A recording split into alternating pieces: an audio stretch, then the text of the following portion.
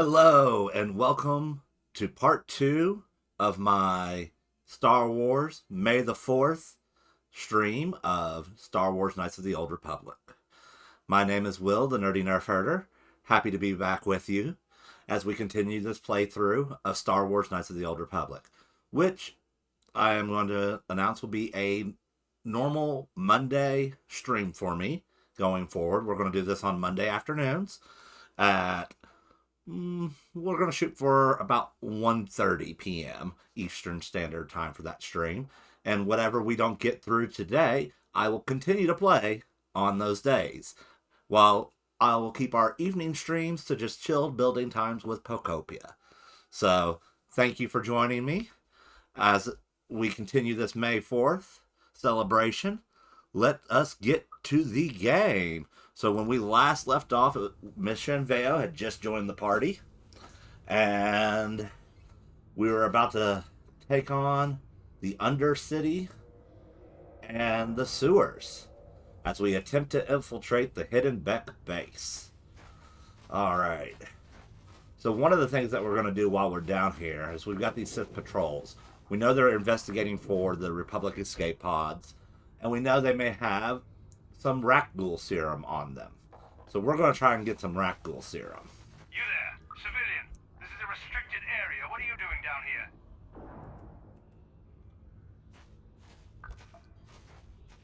Look, I've got all the security papers. Security papers? Oh, you're one of those trackers the commander sent down, right? They should have given you an armed escort. It's nasty down here. We've already lost one patrol. We figure the Rakghouls got them. We've had so many encounters with those things, we've actually run out of Rakghoul serum.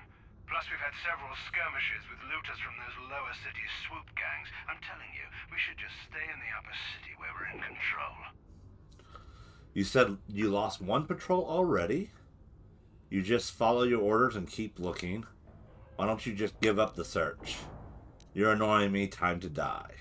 I should be going now. You said you lost one patrol already. Down here, search and rescue. I didn't think they'd send anyone. They were in the southern section of the Undercity when we lost contact. I would have gone to investigate, but my orders are to search for those crashed escape pods, even if it means leaving another patrol to die. Why don't you just give up the search? I'd never disobey my orders. I'm not a fan of court-martials and executions. I was just talking, you know. Nothing anyone has to mention to the commander. Come on, patrol, let's get back to it. The sooner we get this search done, the sooner we can get out of this mutant-infested hole. Move out. Alright, they're moving out. So we've got Rakghouls around. We're going to start off with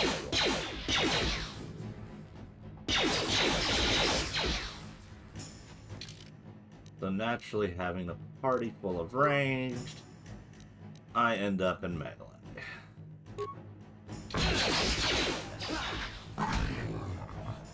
Not ideal, but Mission is also a scoundrel, so we really don't want her in close combat.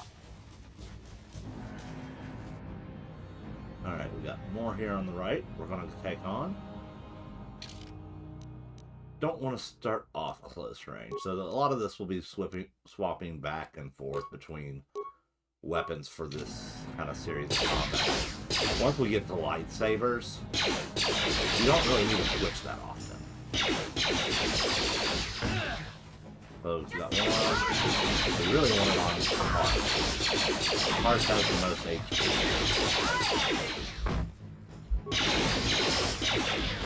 I swear the volume settings get reset. Let's see. Yeah. No. We're gonna pick that down more. I feel like the blasters are too loud. Okay, we still got one more rifle over here.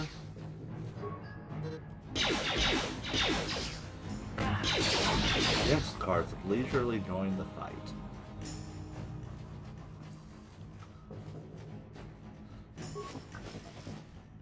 Alright, so there's that Rakghoul serum. Now, obviously, I'm wanting to turn that in. Well, it helps if I take the items. I'm going to want to turn that into the guy at the medical facility. However, I don't want to leave the zone quite yet. I think the better option, because the way this is going to play out is we're going to end up eventually leaving through the Vulkars base back into the lower city of Terrace as opposed to the undercity. So I think the best move for us is to clear out this area, play through until that we come back into the lower city, and then see about turning in that serum. Because I'm going to want one of those advanced med packs going into the fight that is ahead.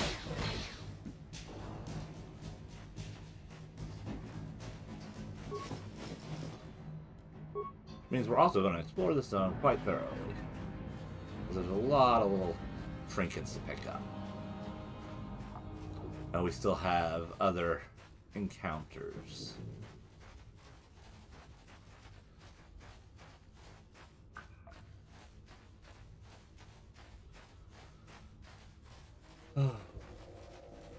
This ended up becoming one of my favorite eras to explore in Star Wars. Partially because the Jedi were firmly established. They hadn't quite fallen to the hubris that they had fallen to, as we know from the Skywalker saga.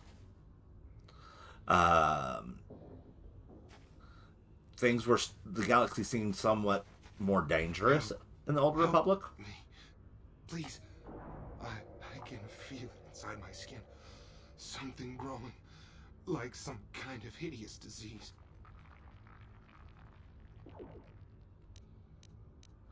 So, unfortunately, we can offer him the serum, but lose out. I'll help you. No! No! I can feel it! Ah! I'm pretty sure even if we offer him the serum, he goes ahead and transforms.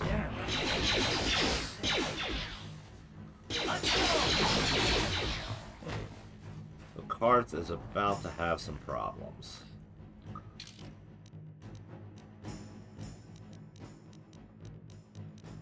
An antidote. Huh? Be all right. Yes?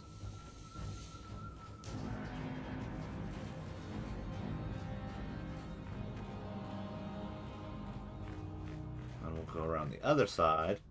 You can get that mine over there. Try to collect that.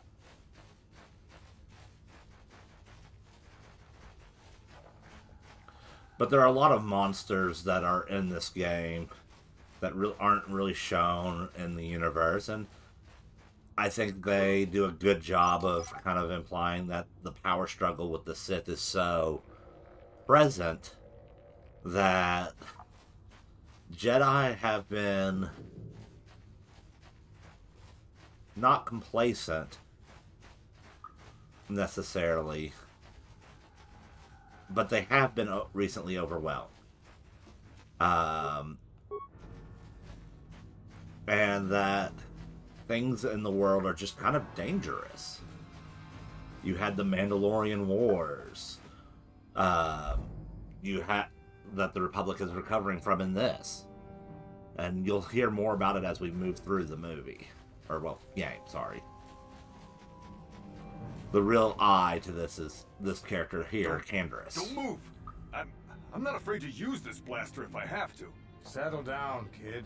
We've already lost enough men to those damn rat ghouls. The last thing we need now is more casualties from a needless firefight. By the looks of you, I'd say you're down here for the same reason we are. To salvage something from those downed Republic space pods. Let me give you some advice. Forget about it. Do yourself a favor and just head back from where you came.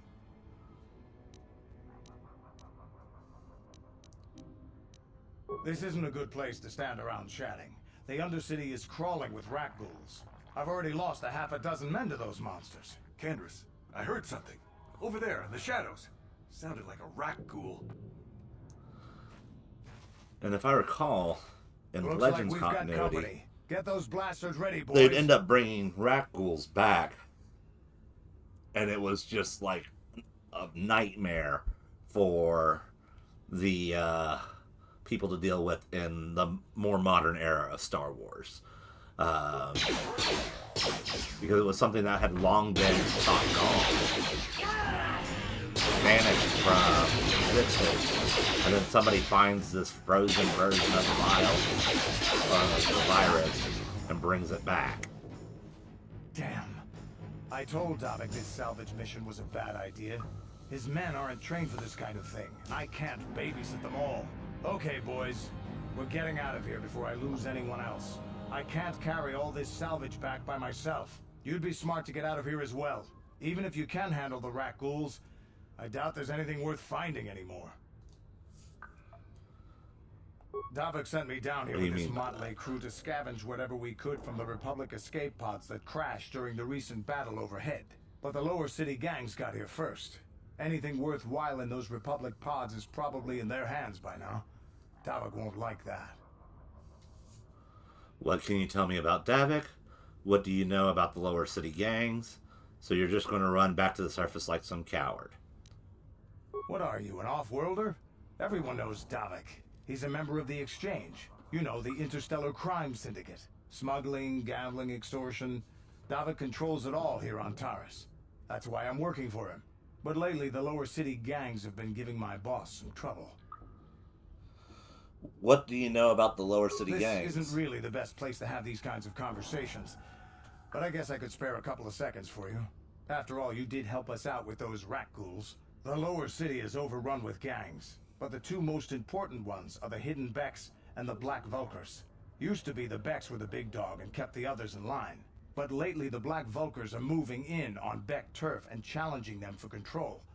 The Vulkars are even starting to defy Davik. Take these escape pods, for example. Everyone knew Davik would want first crack at them.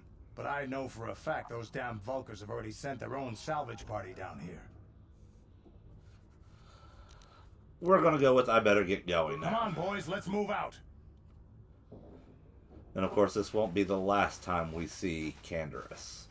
Like I said, he'll be one of those characters that gets us an insight to the Mandalorian Wars.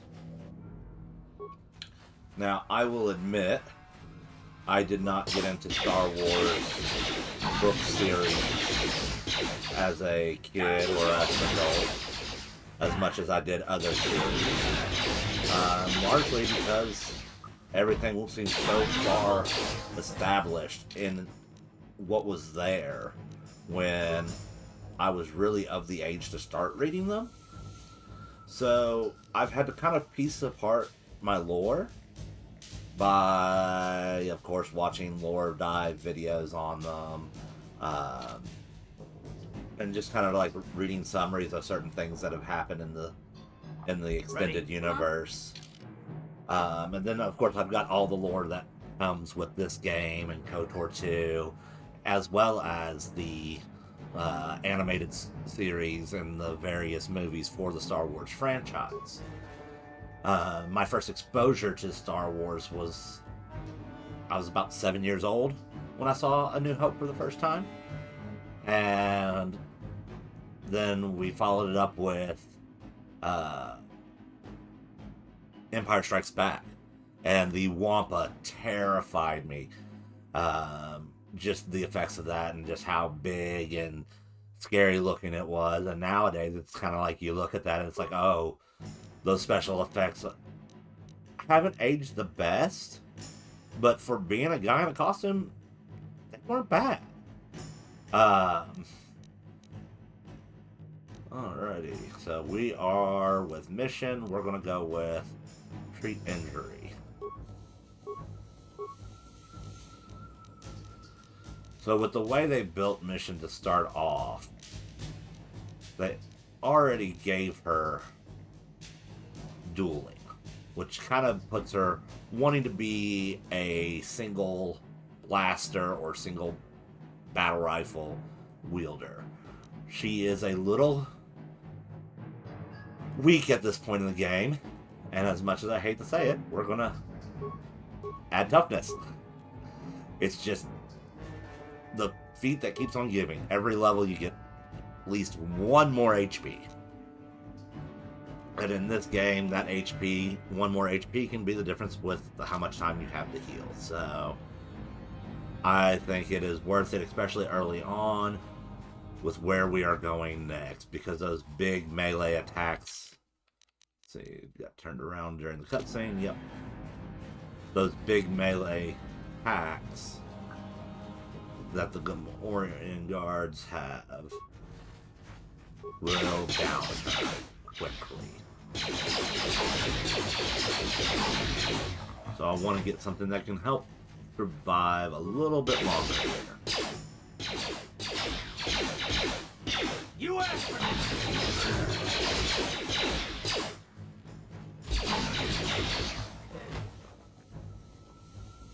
Alright.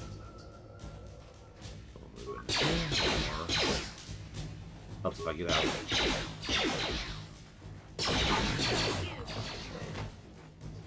Alrighty.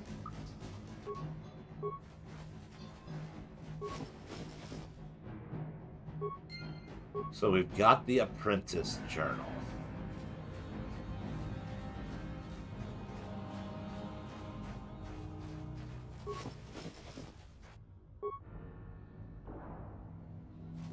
Also have another mine over here.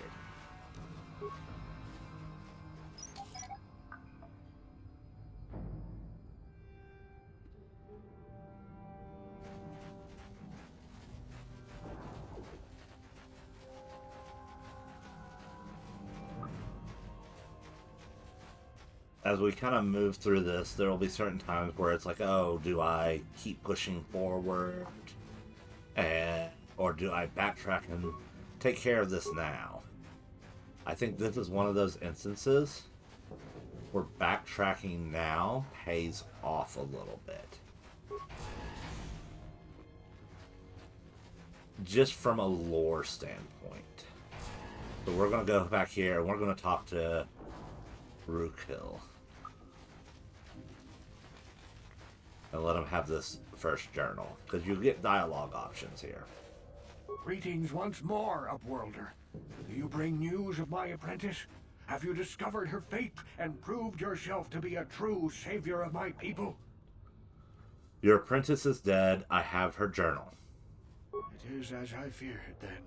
She joins the list of those who have given their lives in the service of our cause. But though I am saddened by this news, there is yet hope. By finding my apprentice, you have proved yourself worthy, Upworlder. You are to be the beacon on our path to salvation. You will guide us to the Promised Land. Guide you, but I don't even know where the Promised Land is.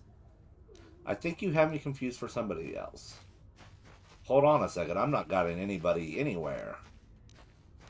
We're going to go with guide you, but I don't even know where the Promised Land is. You are marked, Upworlder. Even my dim old eyes can see the mantle of destiny that cloaks you.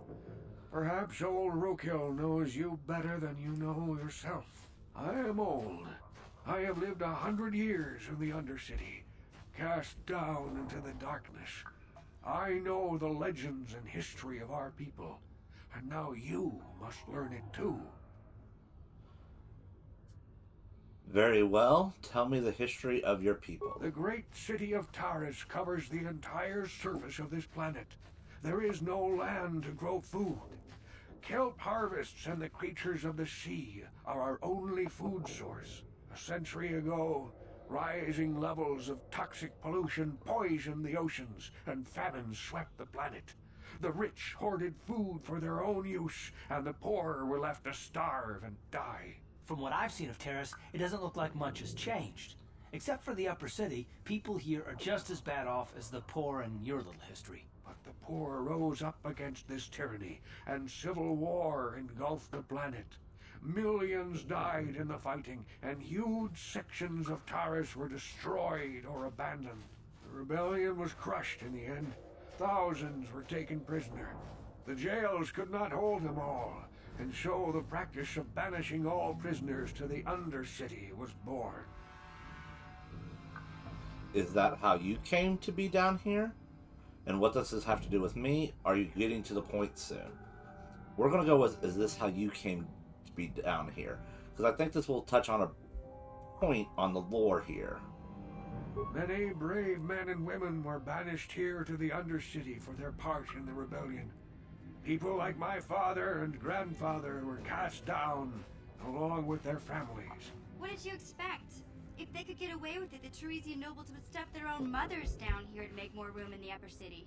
Now we live a dark existence beneath the streets of Terrace, a life devoid of all hope but one, the Promised Land.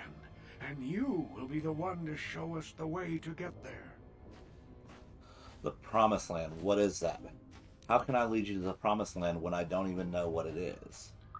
Legends tell of a self-sufficient colony founded just before the famine and lost during the Civil War. A paradise beneath the Undercity where droid servants tend to every need. For many years I searched for the Promised Land, just as my grandfather and father did before me. When I became old and gray, my apprentice continued the search on my behalf. Sounds like a myth to me. Something to give the people here some false hope to cling to so they don't go mad with despair. I have collected many clues hinting at its location. The journal of my apprentice provides yet more information. But still, there are too many pieces missing from this puzzle. But I know my father and grandfather each had journals where they recorded their own discoveries. Perhaps with their journals, I could at last uncover its hidden location. I have one of the journals you're looking for. And you want me to find the missing journals?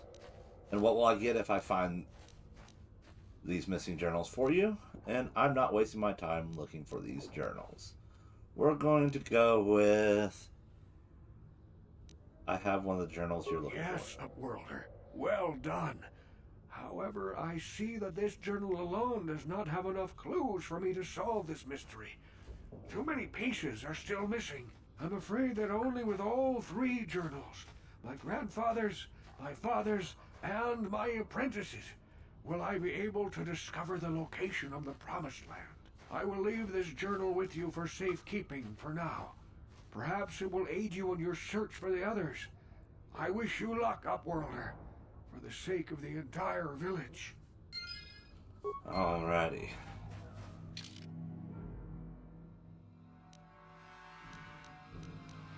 Take a look here. New items. I have uncovered evidence that others have been seeking out the fabled land, and their treks have led them into the sewers. I have decided I must go there as well.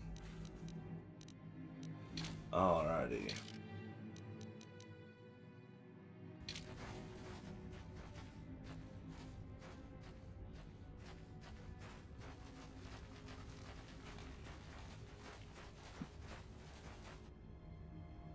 I saw you talking with Rukel. He told you his legends about the Promised Land, didn't he? He told you all about his missing apprentice and the other lost explorers, right? You know, most people don't believe his stories. They figure he's nothing but an old cook. But I think there might be some truth in what he's saying. That's why I want to stop him. Stop him? What are you talking about? Why are you telling me this? I don't have time for this. For an outcast, I've got things pretty good. The village relies on me to bring in food and supplies. I'm an important man. If it wasn't for Gendar, I'd be running this place. I get the feeling if it wasn't for Gendar, this place would be a lot worse off than it is. But if Rukel ever finds his Promised Land, I'm sunk. People won't need to rely on me anymore. I'll just be another nobody like all the rest of the villagers. Selfishness I won't is let key to the that dark happen. side. That's horrible. How can you be so self-centered? Don't judge me. I learned a long time ago that if I want to survive down here, I've got to look out for number one. The two explorers who went searching for the Promised Land might have found something They might have found clues, or if they would have recorded that information in their journals. I'll pay you if you bring all 3 journals to me. The 2 from the explorers, and the 1 from Rukel's apprentice. Then I can destroy the evidence and make sure nobody ever finds the promised land. I've saved up enough credits for my business here to make it worth your while if you help me. Forget it. I won't betray Rukel and the village for you. I'll think about it. Sounds like a good deal to me. So, we're going to go with forget it. I won't betray him. Don't be a fool. I'm the only one here who can pay you for those journals. Rukel has nothing. He won't be able to come up with any kind of reward. Once you have all 3 journals, just bring them. I'll be going now. Yeah, okay. So, Rukel. There's something that he said that I think is worth drawing focus on. Well, there's a few things, actually. One, even his old eyes could see the mantle of destiny upon the character. So, in that sense, so right now we're just going to do a quick return to hideout to heal. We got a beam splitter, and Karth's weapon will use that, so we're going to put that in there real quick. Yes, what's on your mind? No, I don't want to talk You to got it. Yes, what's on your mind? You got it. I want to go in the door. His old eyes could see the destiny upon the character. And I think it's worth noting that Rukel has been down in the Undercity for 100 years. His father and his grandfather were there, and that's how they were born in. So attack bonus of +1, 1 to 10, +1 physical, so really not that much different at the moment. This one will get another attack bonus for +3 and another +2 damage. +1, this one adds energy. So if we want something that's more likely to hit, we would want to go with that weapon over this one. So let's go ahead, we'll take out the vibration cell and swap out the missions. That way when we're in melee, we're a little more likely to hit. I'm willing to sacrifice a little bit of damage for that extra little bit of chance that we might hit. Alright. And we're just going to fast travel back. So that way we don't have to deviate far off course.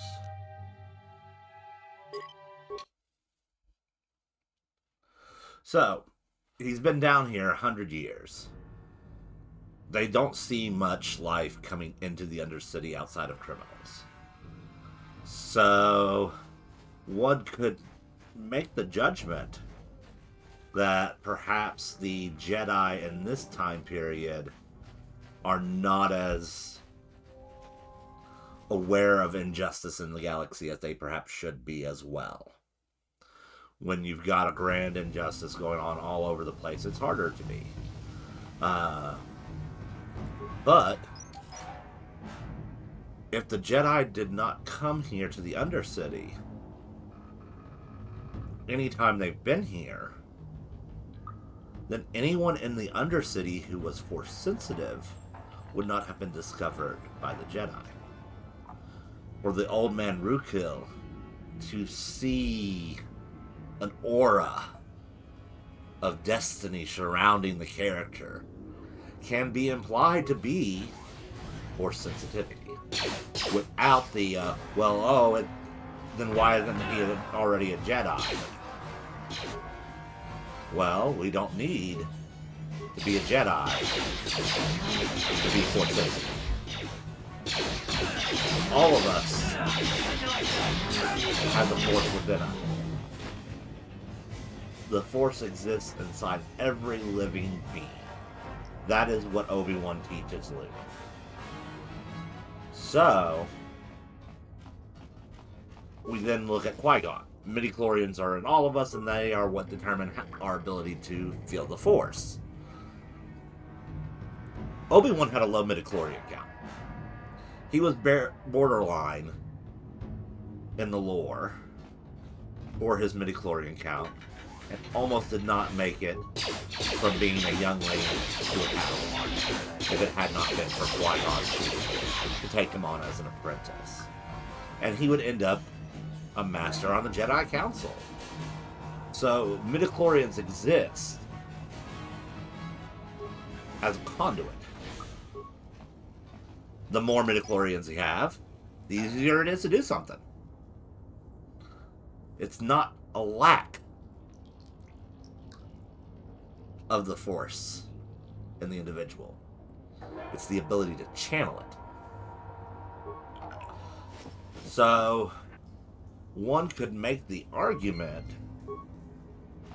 that even someone that would normally have low midichlorians could learn Force-like abilities with time and age, if their mental acuity was enough.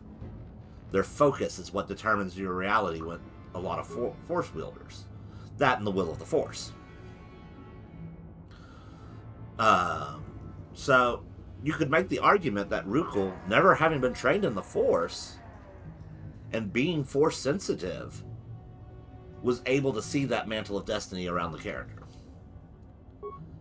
without it making the lore bogged down and hard. Alright, so 5 parts to engage it in patrol mode.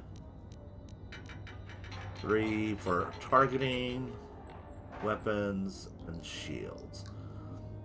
Knowing what it's going to go against, we are going to operate on that. And then we're going to do that. And we're going to do that. And then we're going to leave it alone.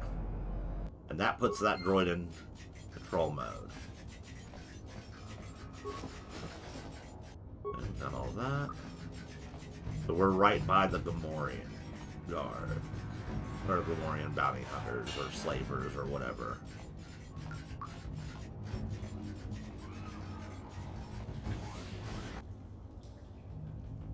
So there's the chief. And this robot is going to engage with them first.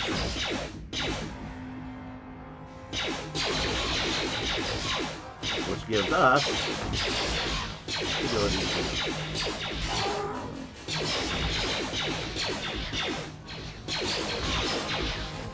Alrighty, so we're level 5, and now Karth is leveling up. Treat injury. We can't boost that. Let's boost his power blast. We could increase his toughness and get more HP out of him, but he's doing fine right now, so I don't think we need that boost quite yet.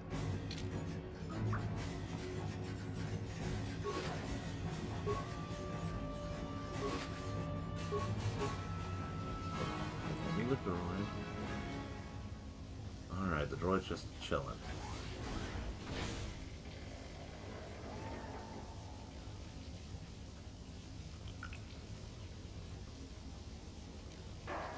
Don't mention it, I was happy to help.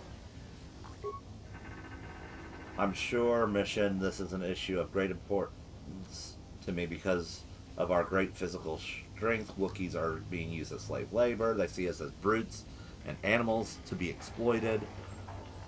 Over the years, slavers have taken many of my people. We must always be diligent, basically. When the Gamorreans captured me, I thought I was doomed to a life of servitude. I may have been saved from such a fate, and the only way I can repay you is through a life debt.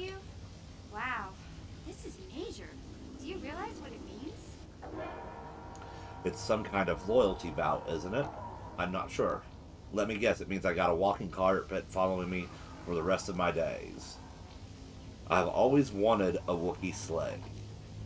Well, obviously the walking carpet is a nice little nod, but we're not going to go that snarky. We're just going to be kind of chill.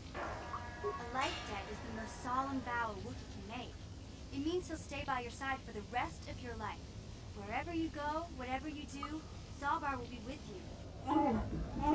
In the presence of you and all, I swear my life that forever after I will be by your side, Bran Kast.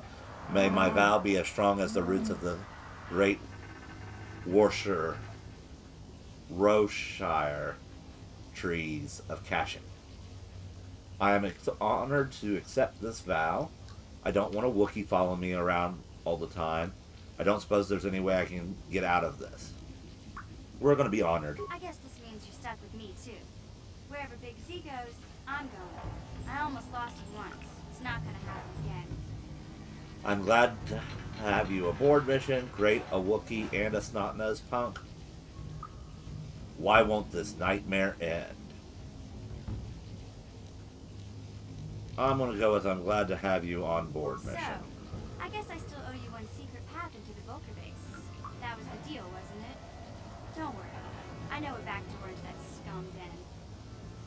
Good. The sooner we get there, the better. I better come with you. The Vulkars put up a force shield to keep the sewer dwellers out.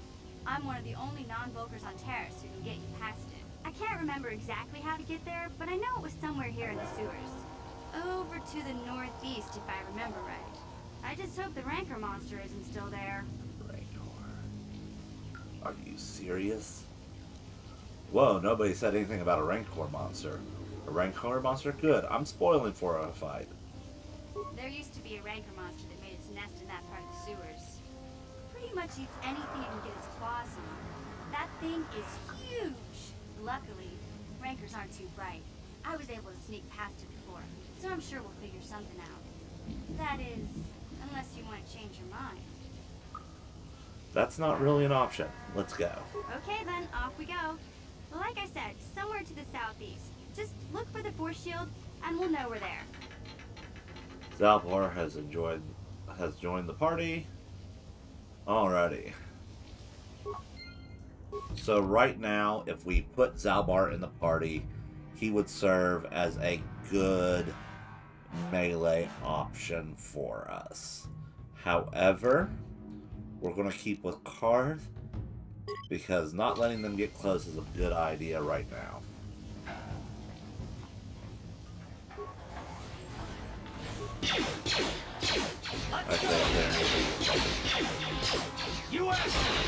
Let's back it up and take the droid. Alright, now just a quick reminder.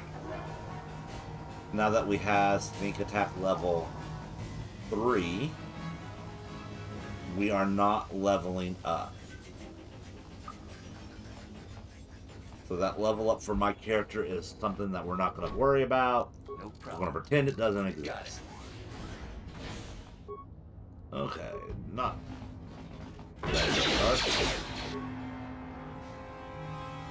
That room.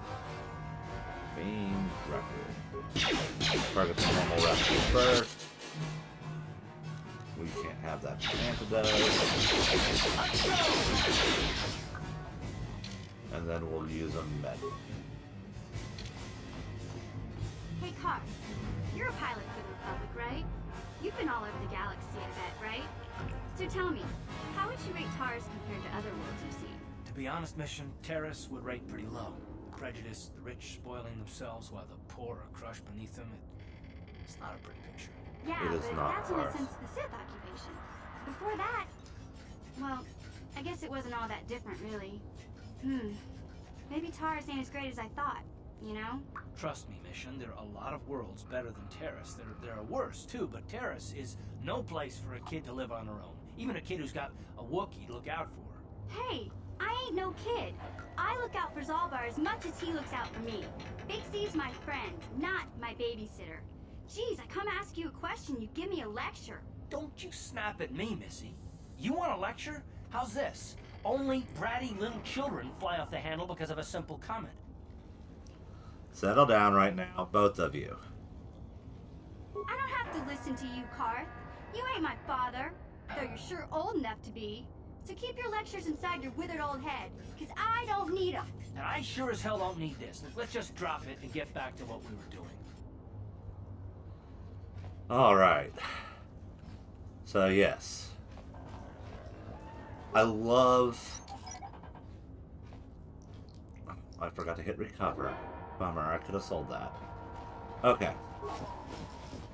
So, Star Wars has always been a commentary and anti-fascist. Political commentary is something that's going to be rife within Star Wars content. It's unavoidable, and it is the way things should be. Didn't work. Skill too low? Didn't work. Alright. What? Gotcha. And this is why we have mission. Sure. Uh-huh. So you can get into stuff. Alrighty. So, reading the dialogue here and thinking about what's going on in the world today, there's still some really good lessons. So this is just the broken door where Zalbar was. And I did not realize just how sharp of a commentary this game had at the beginning about the class inequality aspect. That was something I was not expecting heavily going into this. I know it opens up with Paris and things are bad, and things are even worse when I get to talking and let myself get killed. But that's okay. We got it. Once, we'll do this. And we'll attack.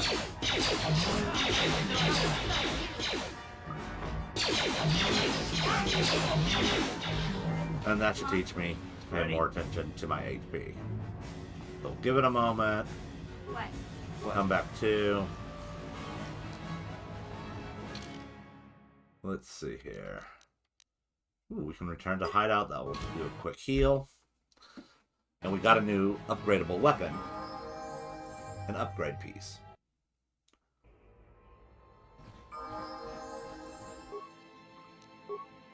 Zalbar's Bowcaster. So with this, we can start upgrading. Got bonus energy. Keen. And then that is gonna come our weapon right now.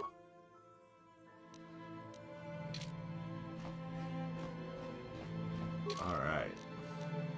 Mission. Parth. And we'll leave Zalbar there for now. Then we'll go to mission. Remember, she has dueling. So she works better with a singular weapon. Alright. Transit back.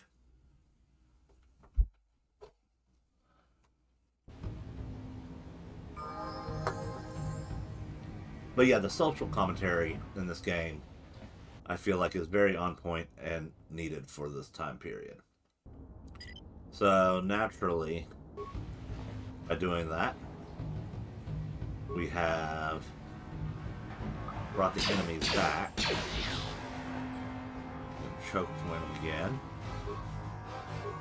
We're going to do the first one here. And this time, I'll pay a little more close attention to my HP.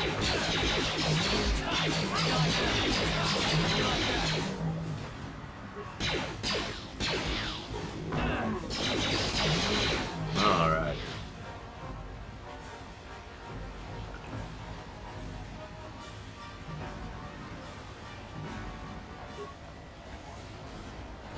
But yes, you can tell the world is a deep with how the social structure is. You've got a tiered system, everything's very defined, very rigid, and there is unhappiness everywhere because of that. Even in the upper class, you had the people that were raging because of aliens just existing. Sure. Yeah. Saying they need to be a different class. Like, I think Star Wars does a good job of pointing out some of the worst parts of humanity while trying to remind people of the best parts. The ideal that hope can take us further than fear. Love can be our ally against hatred and fear.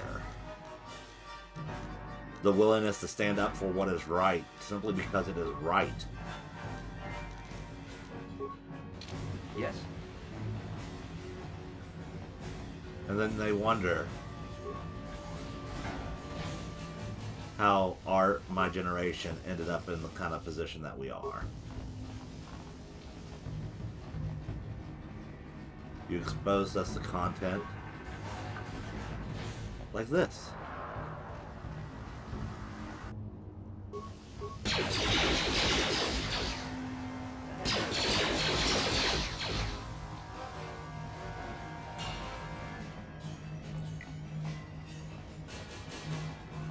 And that's the other factor. Star Wars is, at the end of the day,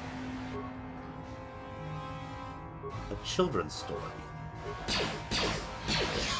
About morals, about right and wrong.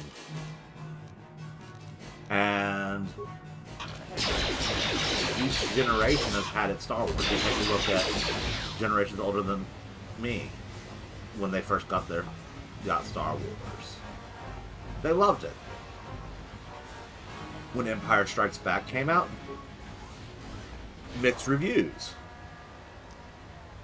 Me, Empire Strikes Back was one of the greatest Star Wars films out there, if not the best. I mean, it's rare for a sequel movie to live up to the hype of the original movie, but not only did this movie do that, it created a darker tone and provided consequence that made it where, yes, things seemed bleak, but there was still that ray of hope that things could be better. We just have to not give up and keep fighting.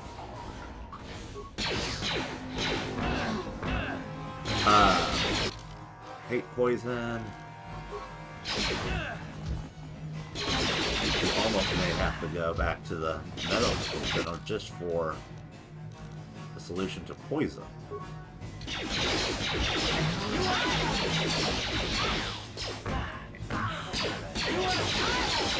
Now we are still wanting to level up cars who could use a healing potion.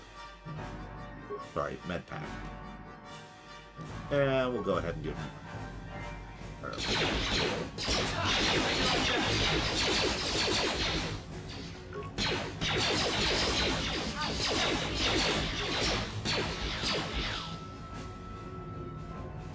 Alrighty.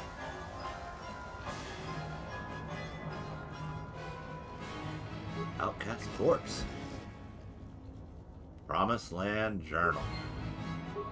And with that, I believe we have all 3 journals. Let's see here. New items. Yep, there's 2 Promised Land journals there. And there's the apprentice for a total of 3. Now, we could do something with that now. It is best that we wait. There's still a couple of other things that we can do around here that's going to give us some experience, as well as some light side boosts that I don't want to hand off those journals for yet. Now, we will definitely be handing off those journals. I am not interested in doing a dark side playthrough. Oh, I'm on car.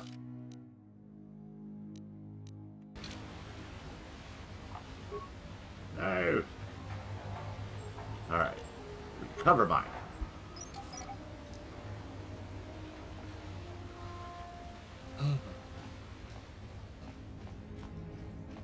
Have we really explored all this area so fast?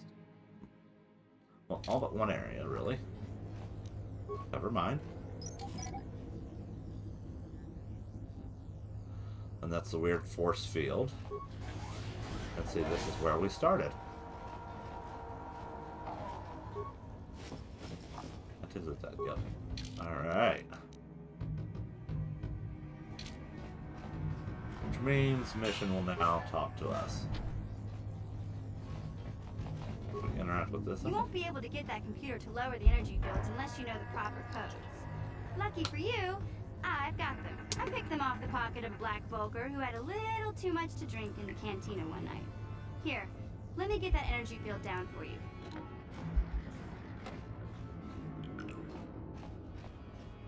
Moving right along. Through the sewers. Of course, why not have rat pools chilling with the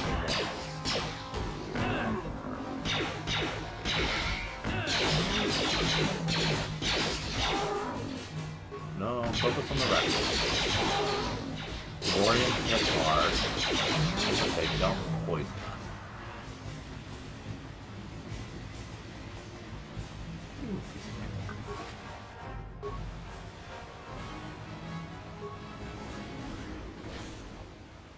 Alright, so more Morgan this way.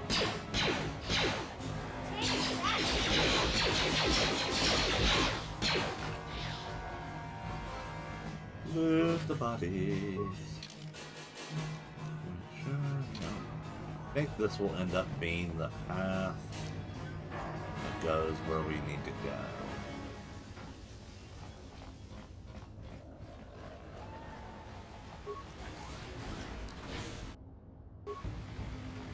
Malfunctioning droid. Oh, shoot it over there. Please do not mention the box. I want to recover them.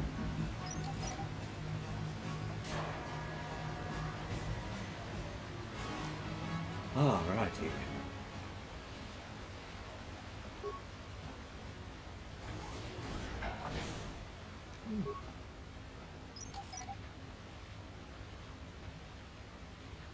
So typically with these kinds of games, I like to explore the entire map so we can get all the loot.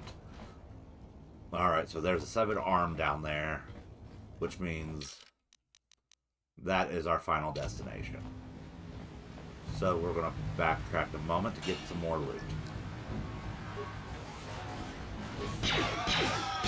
Because my little dungeon crawler loot brain, goblin brain was still function on the loot system.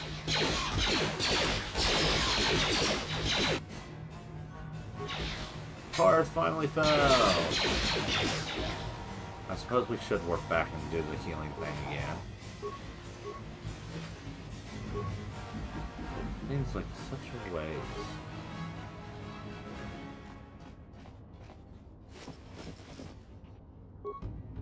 They're just going to respawn.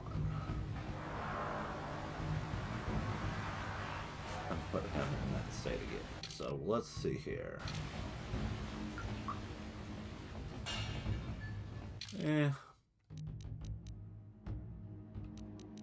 We'll burn through some med packs.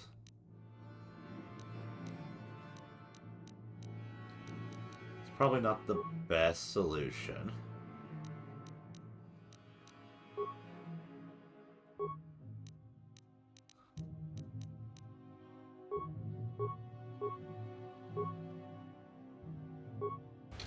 Sure. Alrighty. Certainly not the most cost-efficient solution.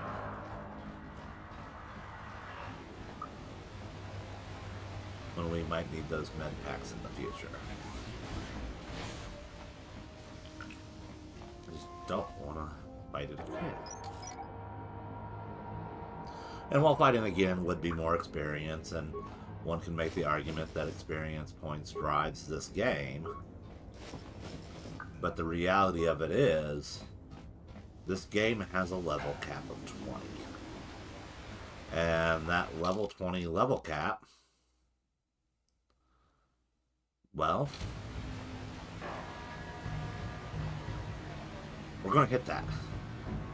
It's unavoidable. With the way I play this game, we will eventually hit that level cap. So, reloading the zone to fight just a couple more rounds with Gamorreans is not going to be worth our time when we can press forward Hey, Karth. and head towards Can I lightsabers. talk to you for a second? Are you ready to have a civil chat? Or is this gonna be another childish tantrum? Tantrum? I'm trying to apologize, you nerf herder. I mean, I'm sorry. I didn't mean to get mad at you. It's just that I'm sick of everyone treating me like I'm a helpless kid. Yeah, I know. And I'm sorry about what I said too. I'm just a little on edge lately. Not surprising considering all we've been through, but I shouldn't take it out on you. It's about time you two made up.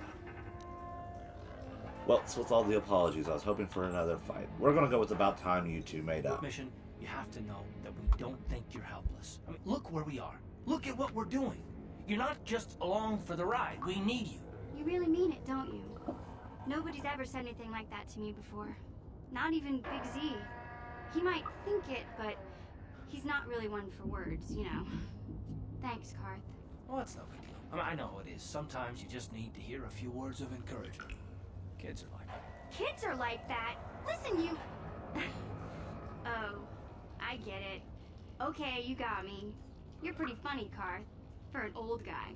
Come on, geezer. Let's get back to what we were doing. So, I think it's important to add context with just how young Mission is in this game. She's like 14, 16 age, which is about the age I was when this game came out. So at that time, I related much more with Mission's kind of beef with Karth. Now, as an elder millennial, I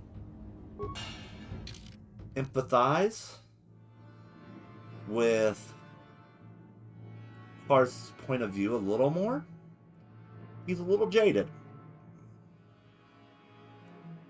And he has trouble trusting because he's been burned by his past and trusting individuals. So, like, I kind of get it. So right now, Mission has a significantly more amount of stealth where you need skills, so show that off. So she gets a plus 12. I get a plus 3. So we're going to go ahead and we're going to use Mission with this. Ooh, cardio. That's better to us. You could use more reflex. Typically, roguelike classes like Scoundrel will have a higher reflex save than a fortitude save. And that cardio being fortitude, well, soldier gets more fortitude saves than reflex, typically. So, alright, so Mission will be our stealth person. No one's gonna see this mission. Hey there, what can I do for you? Okay. Alright.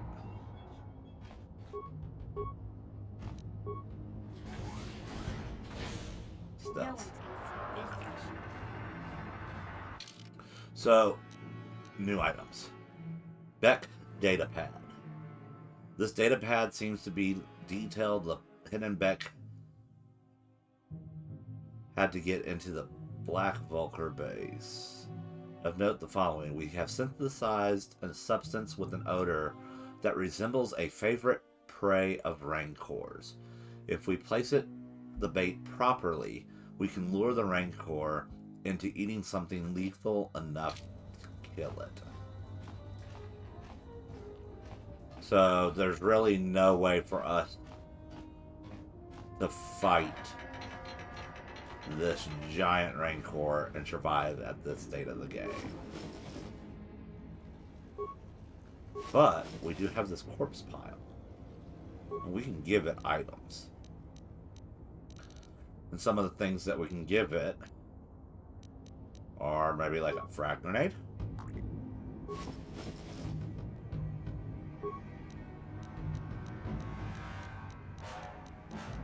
Maybe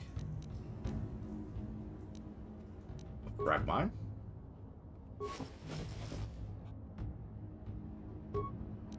And let's give it one synthesized odor. Rancor comes over.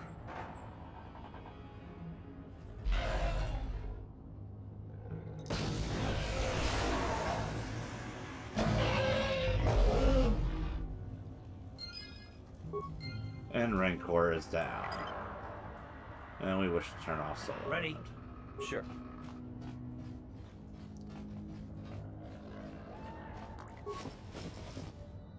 And voila. Remains.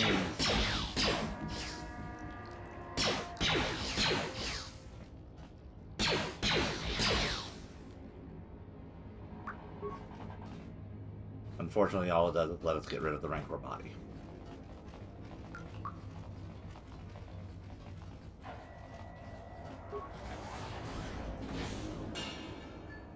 Chewed corpse.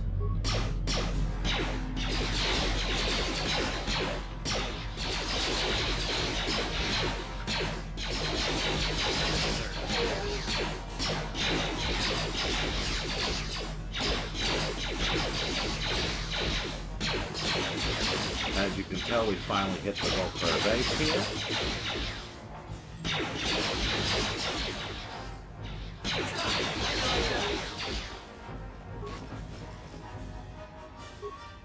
Med packs.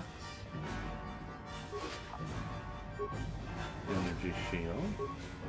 We equip mission with one? Yes, we did.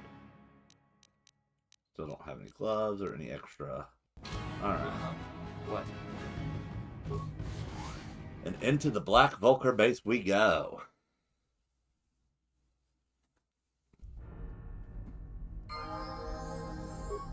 So we've got that journal entry added that we may infiltrated the base.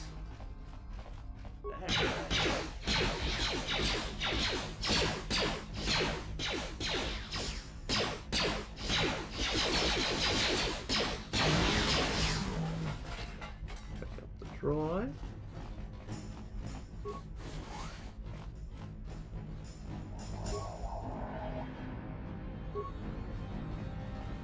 Yes, what's in your mind? Never mind. You got it. Yes, what's in your mind? You got it. Sorry about that. Accidentally clipped the hyper button. So we could reactivate the droid and do some stuff with that, but I think we're best leaving it alone and saving our parts from now on for another section. We're a little low after that last upgrade.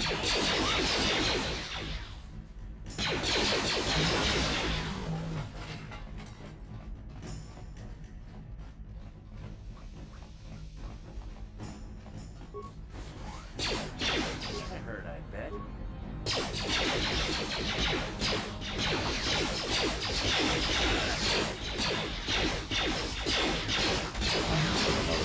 Don't let that guy off in the distance become involved. I want to come in here.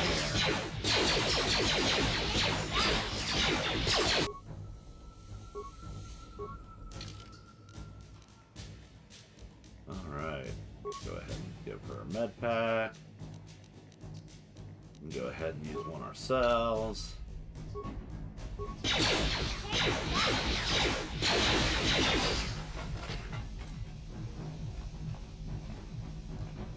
Alrighty. So that's just where we were before. We open this, we got a mine. I should have recovered that.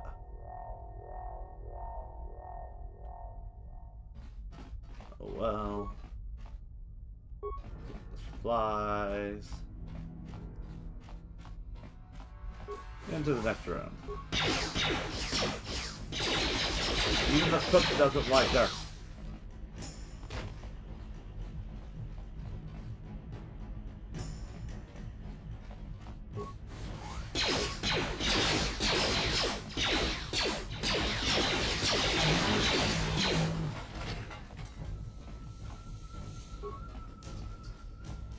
Now, we're not going to interact with the lady just yet.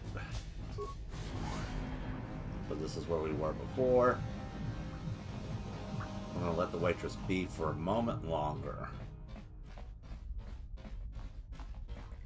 Because that's where she can come out of. And that is the direction she'll want to run.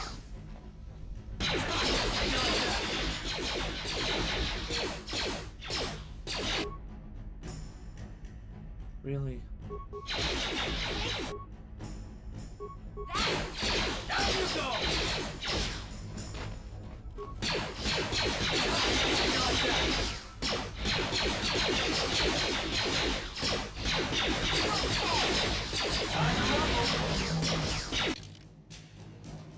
Why am I not using this more?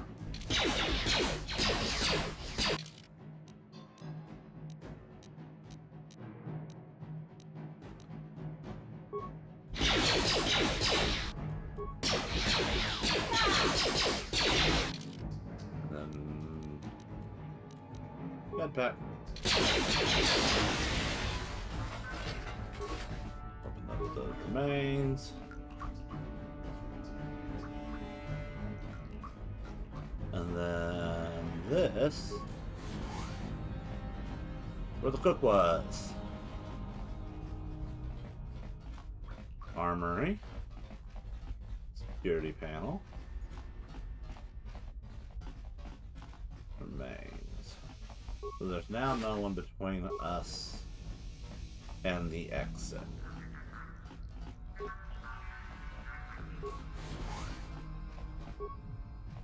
How did you end up in the Vulgar base? Don't worry, I just want to ask you a few questions. My name is Ada. My father owed Davik some money, but he couldn't pay. Davik killed my father and sold me into slavery here at the Vulgar compound to pay off the debt.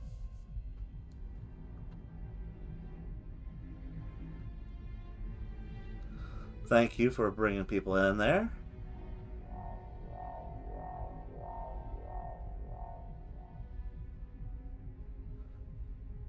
Sorry about that.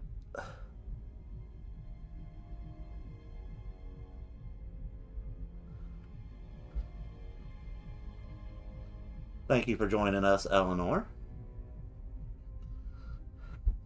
So, I'm trying not to talk too much when the dialogue's going on, and I am reading, and I apologize. I started focusing on the game a little more with the chat having been silent. Yes, I do play other games.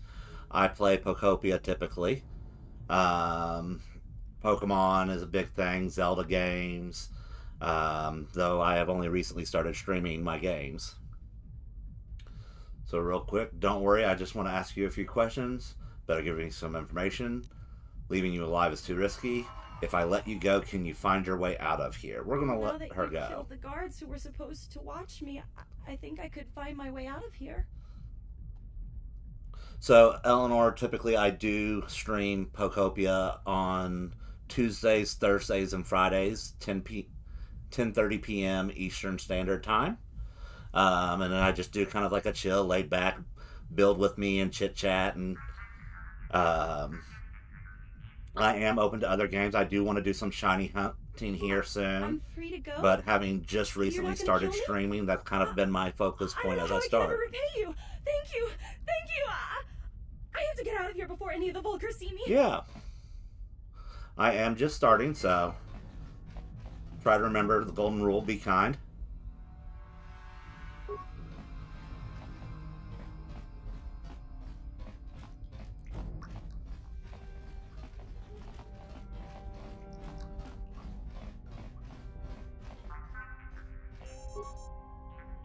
Alright, we're going to computer splice here.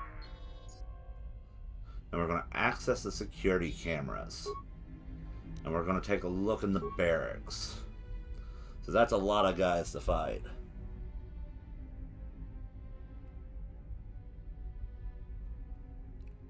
So that is still stuff that I am exploring into getting set up. Funds are a little tight right now, and I know I can use free ones, but at what point does those free ones become what everybody is using? So that is part of why I haven't fully upgraded it in it yet. So we're going to override that power conduit.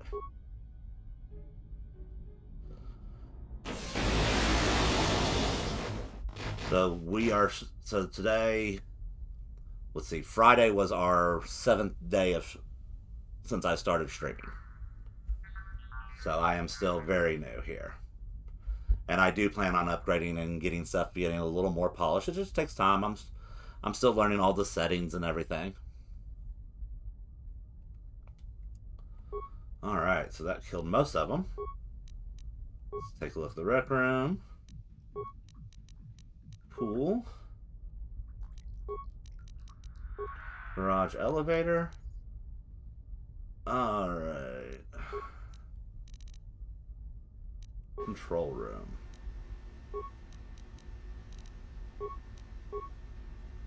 Open all security doors. Upload. Override terminal. Alright. Return to root menu. We're going to leave that behind. Yeah, of course I don't mind. I would happily take some suggestions. Like I said, I'm still getting started and we're still learning things. What? My focus was initially on just trying to get stuff out there first. I figured if I can get something out there on video and get streaming and don't put it off with doing all the fiddly stuff at the very beginning. Because that trap of... Thank you.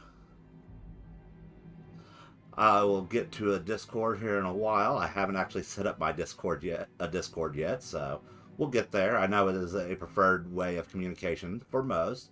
I do have Instagram and I do have a YouTube account, as you that is on my profile, but I will definitely work on getting my Discord set up. Oh. Alright. So we've got 1 point left over that will be saved for that next level up.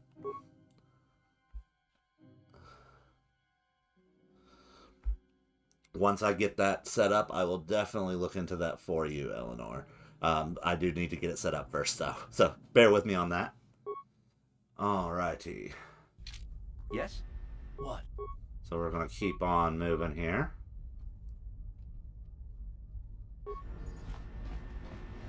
So we went into the barracks. No problem. Got it. This guy pretty much gives up.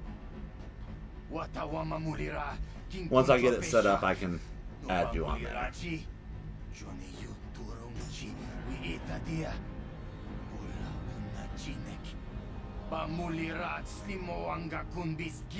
I surrender, I surrender. Please don't kill me. I'm not like these others. I'm not like Brejik and his new Volkers. What are you talking about? You're a Volker, aren't you? I'm a Volker, but I was here long before Brejik took over. I was a Volker back when it meant something, back when we had honor. Then Brejik and his followers took over and turned our gang into a bunch of violent thugs and bloodthirsty punks. Now they treat us all us original Volkers like second-class citizens. Take me, for example. I used to be one of the highest-ranking Volkers in the gang, and now I'm stuck on guard duty here in the back, all thanks to Brejik. If you hate Brejik so much, why don't you leave the gang? I've been trying to work up the courage to leave, but it's not that easy. Brejik's followers will try to hunt down anyone who leaves the Volker gang. He says he won't let traitors live. Ha! Brejik and his followers are the real traitors. They turned on Gaddon and now they slaughter the Becks in the streets and anyone else they happen to run across.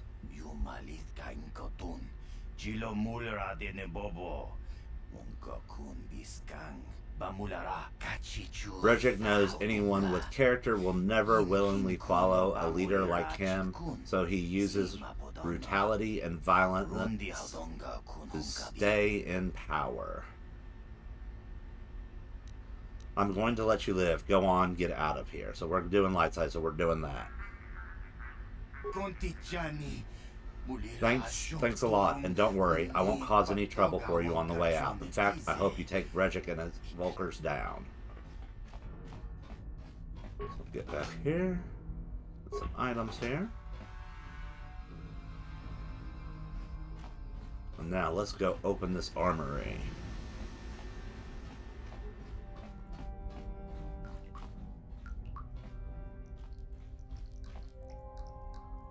No problem. Didn't work. Ready? And this is why we have mission. Gotcha. Simple. Sure.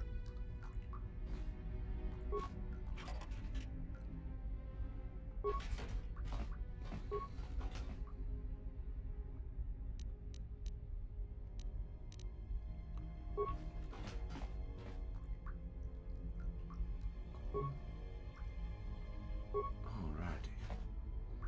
So we've got that stuff. Move on to the next area.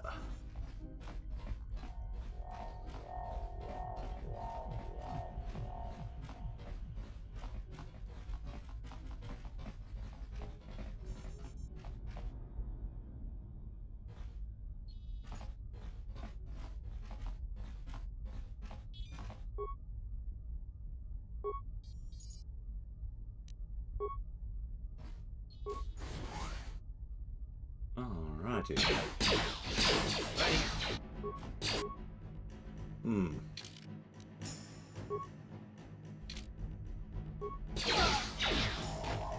And that is what not being careful will get you. Alright, we'll go back to the autosave. My bad, guys. That's what I get for not paying attention.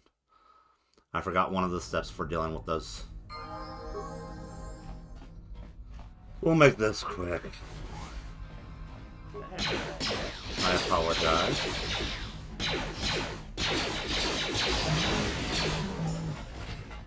But that goes back to what I was talking about with some of these encounters. They get the rolls and it's done.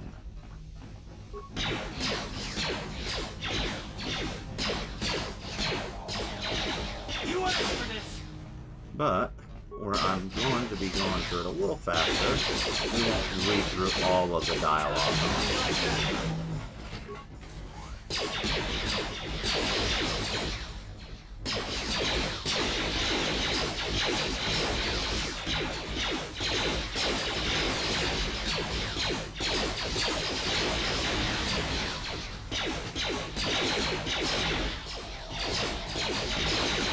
So what I needed to have done was disable those turrets on the computer system earlier.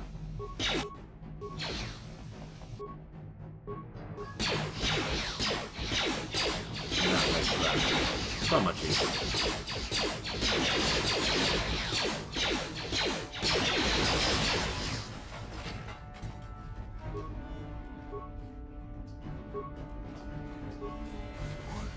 Again, we'll talk to her once we've cleared out all the guards.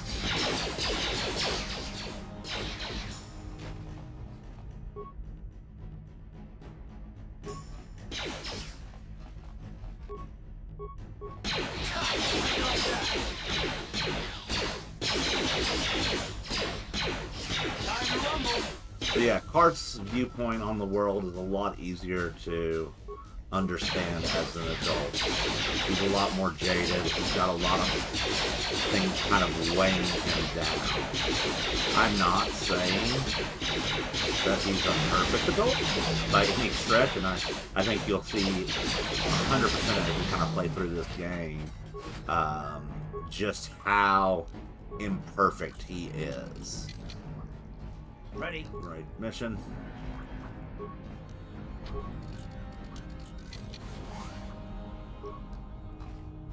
Alright, loots.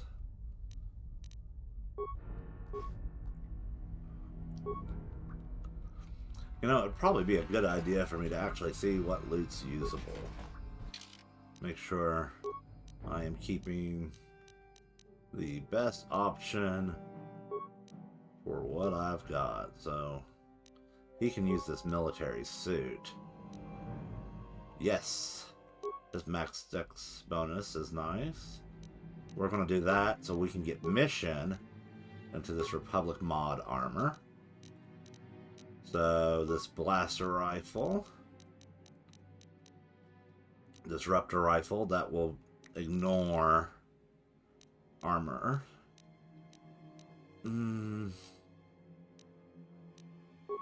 We'll stick with the blaster rifle. Alright. Slice the computer. Access security cameras, barracks. Override. Take up those. Again. Alright.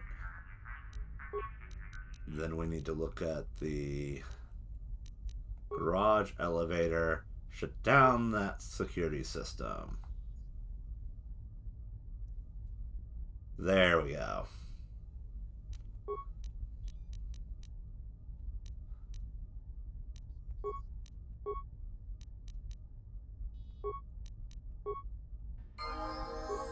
What? Huh?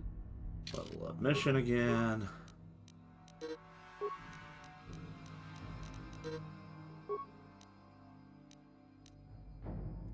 And then keep 1 point aside.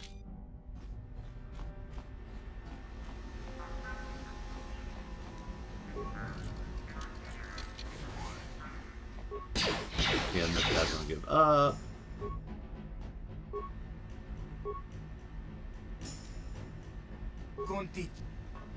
He leaves us the stuff.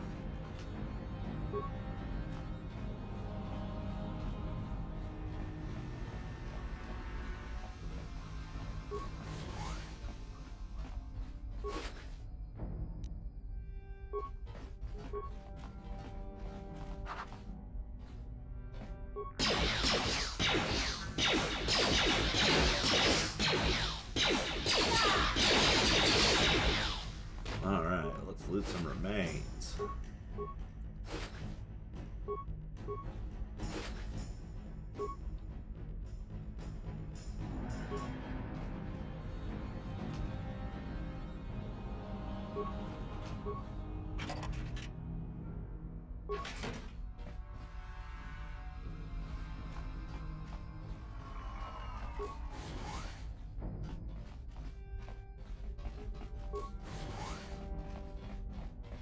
Right.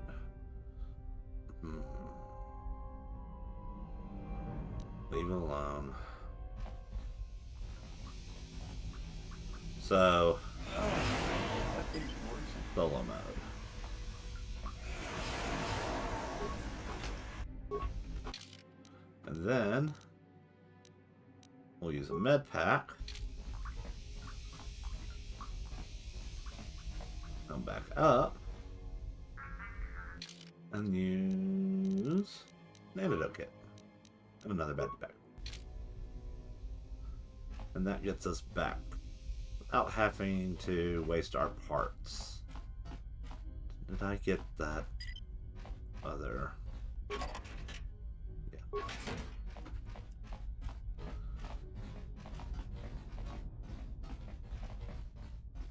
Alrighty. Work our way back here.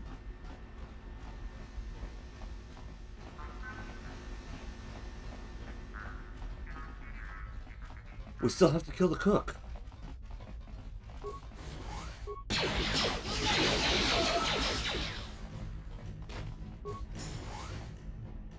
And send her on her way.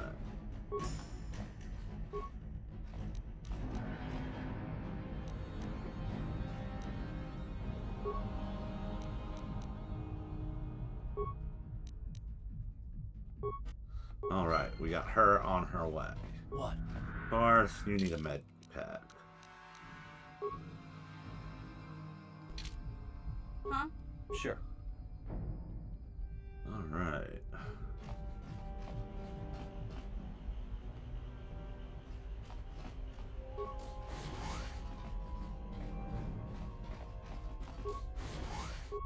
No.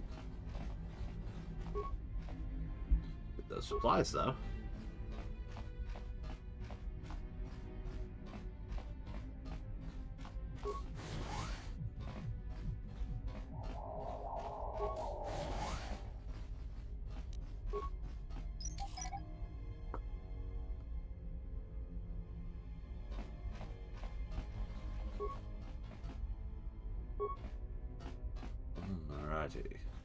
So now might be wise of me to save the game. So that way, if I messed up the order and sequence again, I'm not completely out of luck having to repeat the entire zone again. And let that be a lesson for me.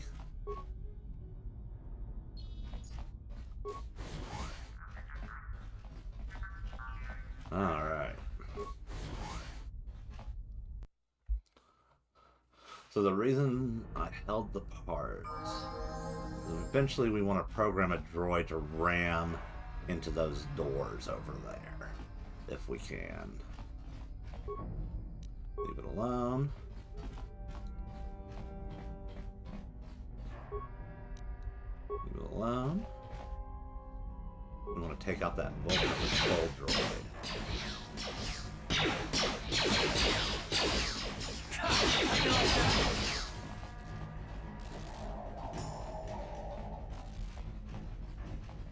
Standard door.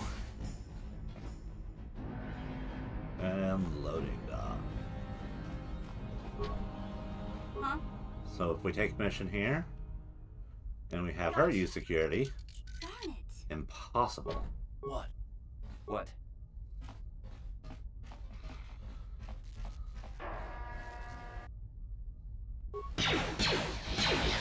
Here come the Vulkers.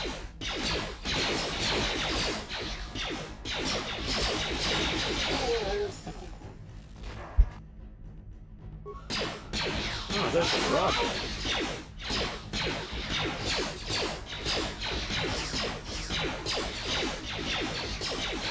Once again, cover matters. Let's go!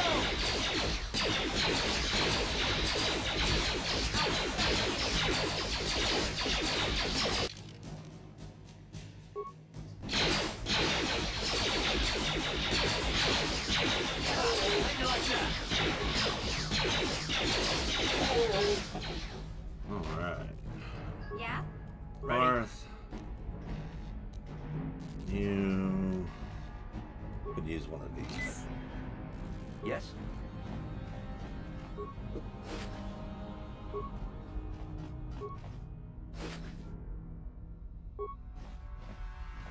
Alrighty.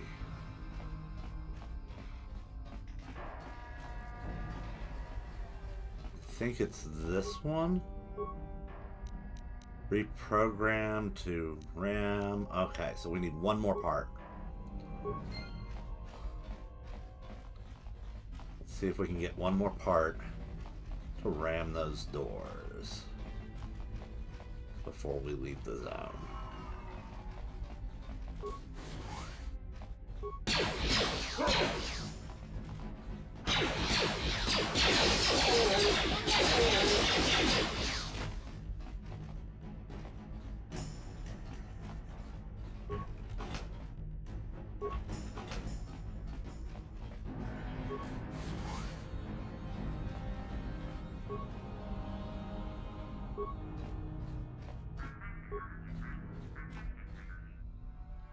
And with that, we get the garage head key card. We can access this garage computer. Slice it open. Access security cameras. So we've got the garage. We can override the swoop bikes. Garage office, that's where we're at. We definitely don't want to overload that terminal. And this is the loading bay. This is the room we're trying to gain access to with that droid. Engine lab. Only we could do fun stuff to them there. Alrighty. Go ahead. Give myself a med pack.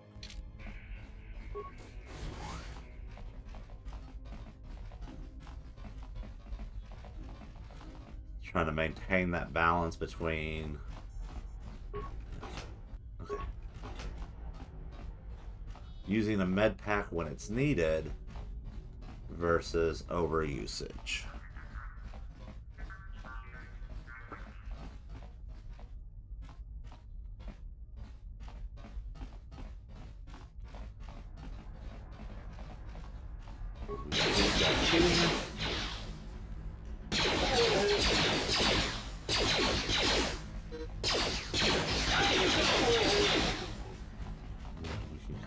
here. We're gonna do disable on this. So if I recall, there's something nearby that will walk onto us pretty fast. Well, maybe there's not. We'll try recover. It's been a while since I played this one. I played the second one more recently.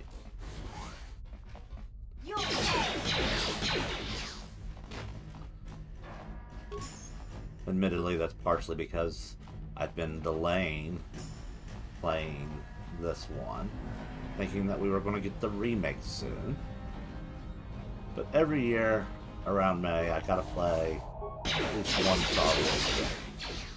And the quality of life improvements of KotOR 2, with how you can use skills to craft and the way the charisma influences things, I think there's certain things that were definitely quality of life improvements that made the game a lot more engaging. Alright, so use the workbench now. So I can now get some resistance. Alrighty. And we're going to add bonus damage and keen, which improves our critical threat. And then for our melee, we got another one that we can put in there. And now we've got both of these vibroblades with that cell. Alrighty.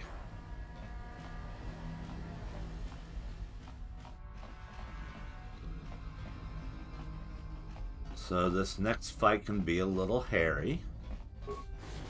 Not this one. Why we're doing this one? Because it's one after it. If we started with that one, all of these guys would go flooding into that group.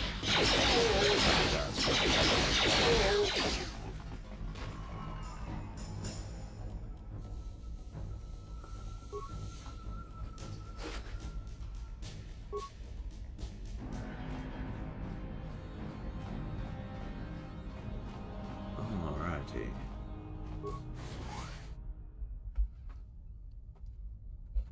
Looks like we have visitors. Lackeys conned by Gad and Thek into trying to steal Brejik's swoop engine accelerator. No, hold on a second. I see you aren't wearing the hidden Beck colors. So I'm guessing you aren't part of that feeble old man's gang. You must be a freelance mercenary. You're right. I'm not one of the Becks. My name is Bran Kast. Enough yapping, hand over that accelerator. Instead of stealing the prototype for the Becks, why don't you come work for us? Black Vulkars could use someone like you. Forget it. I know all about you, Black Vulkars. Be smart. Gad and Thek is old news. He's blind fool in more ways than one. Brejik is a visionary. He'll soon control the entire lower city. Don't shackle yourself to a losing team. Forget it. I'm not going to betray Gadon. I can see there's not much chance of convincing you to come work for us after all. Most unfortunate. Can I kill them now, Candon? Yes, darling. Kill them. Kill them all.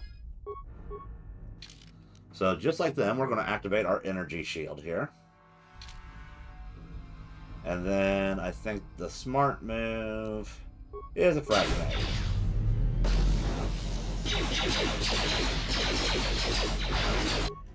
Alright. We can go to mission, activate hers, and cards and do the same. And we'll throw another frag grenade here.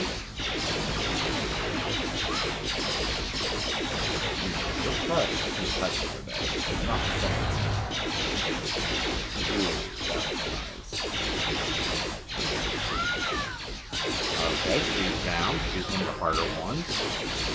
As is him. So from here, we can throw another grenade. Yeah. I don't remember if there's somebody around there. Nope. Okay. Oral amplifier. response package. So we're finally starting to get some of the gear I was talking about that makes things easier. Recover this minor frag mine.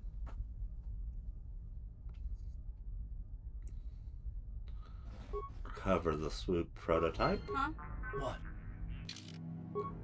Level him up.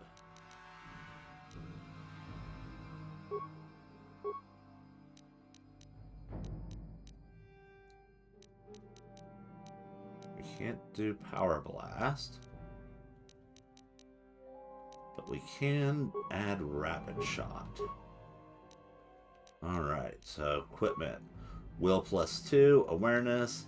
Will +3, and awareness. So this is obviously what we want on our main character. The response package boosts our dexterity by 1. We don't have anything else that will boost our dexterity. So we're not quite there yet for our next increase for our stats. Alrighty then. See, and that just goes in there. And that's how those guys would have come at us. Work our way back, see if we can get that droid running at that door.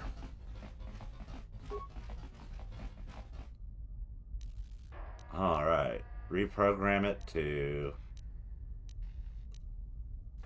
ram the loading bay doors. That's what we wanted.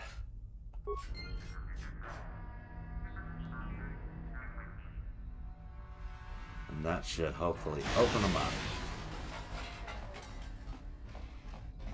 Now, the droid that's on the other side is pretty much obnoxious. So we'll go ahead and use up that energy shield and equip another one. So one of the things that makes this droid so obnoxious is it does have a carbon ray as it immediately starts to use it. Alright, mission, let's give you a med pack. Now we do have something that helps resist the cold. How'd you like that? And we want to, you know what? Let's add some ion grenades. Okay. Karth, you do an ion grenade. Mission, you're welcome back. We're going to switch to an ion rifle, which does bonus damage against droids for this.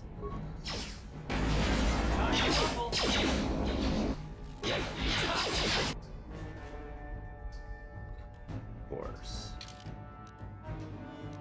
Karth will go ahead and renew your energy shield. And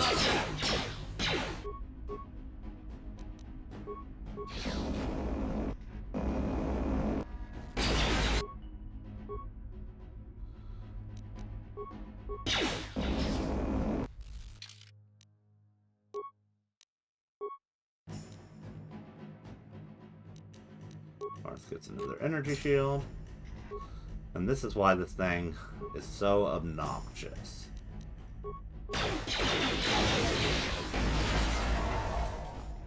Is it stuns our party members. What? Alright. But now that we're in here, Gotcha. we have strong boxes Simple. with great loot in it. Bam.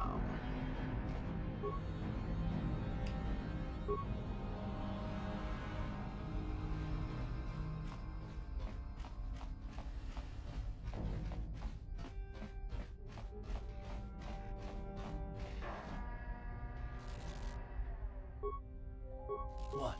Yes? So in theory, in order to leave the Beck base, we gotta go back upstairs and out the front doors.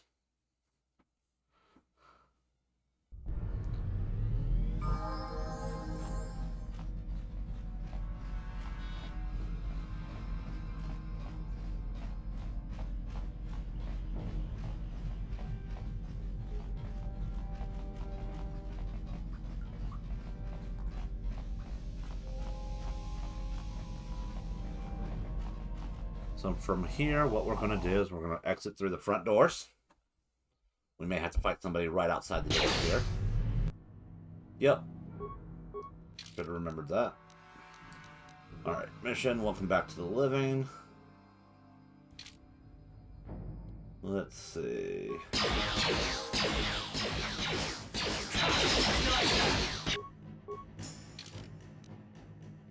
And we need to heal mission again.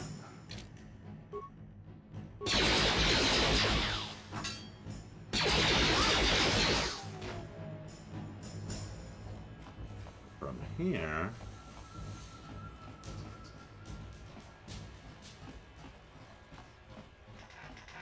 what we want to do, get a little closer, turn to hideout. Heals us up, we'll go on in. What can I do for you?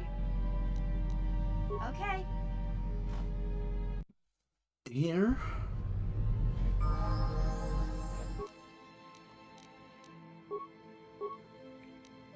We still don't have the beam splitter. We got another hair trigger, which we can put in the cards.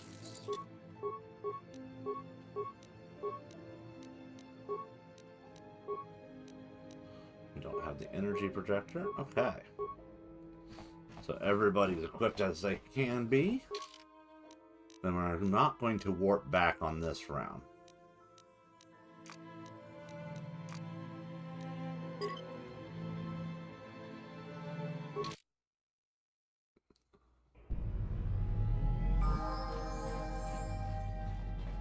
And the reason for that is there's a few things that we can take care of now that we're back up here.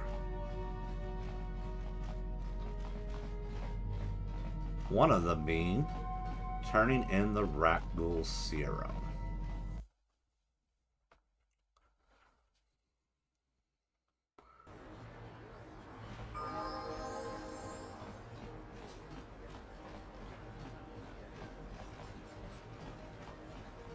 Yeah, we'll wait on that. We'll keep going here. We'll be back up this way before we know it for the fighting. Especially since we're not going to level up anymore.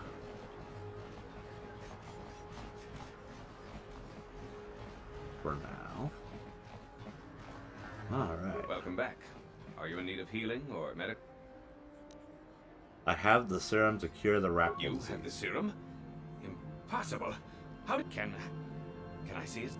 Here you go. Let me see. Yes, this is it. The people of Terrace owe you a debt they can never repay. Please, take this small reward. It isn't much, but it's all I...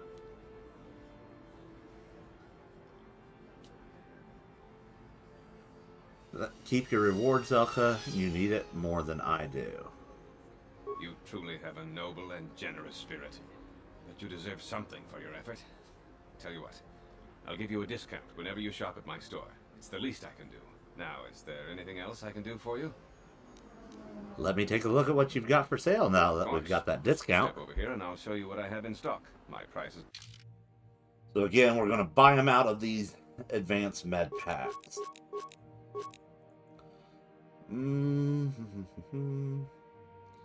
Buy a few of these. And then we'll buy a few more. That should be good. And then we want to buy one of the rat ghoul serum. So now that we've bought the rat ghoul serum, he's going to give us crap for being kind. No, you had to go and do the honorable thing. Once again, healthcare should be free. So we'll go into the upper city, where we already started the process of walking back. We can't transit once we left that initial zone outside of going to our cabin, basically. We kind of have to work our way back down to the Undercity. Hey there, what can I do for you? Want to know a little bit more about you? Really? You want to know about me? Nobody's ever really been interested in me before. What do you want to know? How did you and Zalbar hook up? Where are your parents? Don't you have family? Big Z's my family, you know? My parents, well, I guess they're dead. It was just me on my own until the day I saw Zalbar in the lower city. I could tell right away he was in trouble. This was before the gang wars were out of hand. But even then, the Volkers were scum. A few of them were hassling Big Z, trying to pick a fight, but he wasn't looking for trouble. Who would want to pick a fight with a Wookiee? Hey, nobody said the Volkers were smart, but there were 3 of them, so maybe they figured they could handle him. I don't know. Anyway, I don't like the Volkers at the best of times. And when I saw them picking on this poor Wookiee, all alone on a strange planet, overwhelmed by the big city, I just lost it. I screamed out, "Leave him alone, you core slimes!" and charged right at them. Well, one of them saw me coming and slapped me so hard he just about knocked me cold. You're lucky he didn't fry you with a blaster. Smacking a kid, those Volkers have no class. That'll teach you to stick your nose where it doesn't belong. Could your story be more boring? I've heard enough. Hey, I don't need a lecture from you. You ain't my mother. Those Volkers didn't scare me. They're nothing but cowards. I knew how to deal with them. Of course, I never got the chance. I guess Zalbar didn't like seeing me get smacked around. He let out this howl and yanked that Volker a meter up off the ground and held him there by his throat. What did the other 2 Volkers do? The other 2 screamed and ran off. Can't say I blame them. The first time you see an angry Wookiee up close, it isn't a pretty sight. I thought Zalbar was gonna rip that punk's arms off and beat him to death with his own fists. The Volker was so scared, he fainted. Or maybe it was Big Z's breath just knocked him out. I keep telling Zalbar to brush those choppers of his, but he never listens. Just stay upwind when he's speaking and you'll be fine. Anyway, I knew those Volkers would be back with friends, so I grabbed Zalbar and we took off. Ever since then, we've been a team. We look out for each other, you know? How did Zalbar end up on Terrace? How did you survive before you met Zalbar? We should get back to the task at hand. Yep, I suppose you're right. Like I used to tell my brother, fast talk and slick words don't get the job done. I didn't know you had a brother. My brother's a touchy subject, you know. It just so happens I don't really feel like talking about him right now. Nothing personal. Let's just... Alrighty. Yes, let's get back to the task at hand and reorient the camera. Thankfully, I have that one reference point of the old racist dude. There's way too many of those. The evil walks among us. The enemy is here. We must... Alright, so this guy wouldn't let us down without our Sith armor the last time. But... The elevator is off limits. Only Sith patrol. It's obvious from the way you're dressed. I've got my authorization papers right here. Why didn't you say so? Everything seems to be in order. Okay, I guess you can go down to the lower city. Just be careful down there. Those swoop gangs will take a shot at it. Thank you.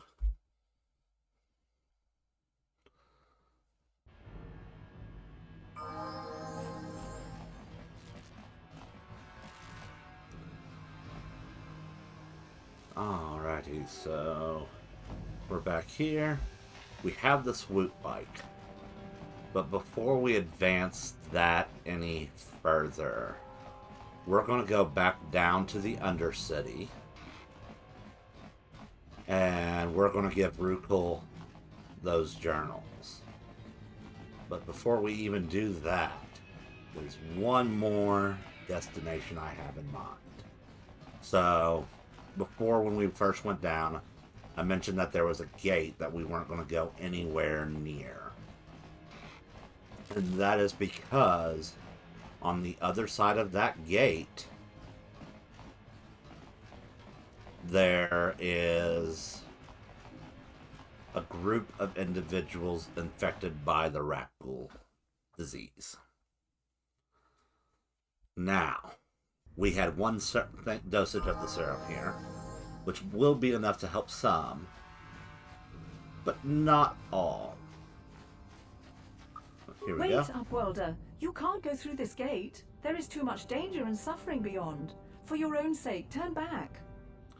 I have brought you a serum to cure the Rakghoul disease. Your offer is generous, Upworlder, but the serum is useless to us now. The villagers infected with the Rakghoul disease have been quarantined beyond this gate. At any moment, they could be transformed into terrible monsters. Nobody would be foolish enough to risk going into the pens to give them the cure. The infected ones could transform into Rakghouls and attack them at any moment. So you'll just leave the infected ones to die? You're a coward. I'm going through those gates to try and help the infected ones. I can't stop you from going through the gates, Upworlder, but if the infected ones have already transformed into Rakghouls, you'll be walking into your grave. Alright. Please, help us. We're infected with the Rakghoul disease. At any moment we could... no! This cannot be... No! They do reuse a lot of character models for generic characters in this. 9, 8. Poison. It's funny, in Elden Ring, I'm just like, poison, whatever. This guy. Nope, not worth it. God. Alright, we are going to do an advanced med pack there. I think we can use...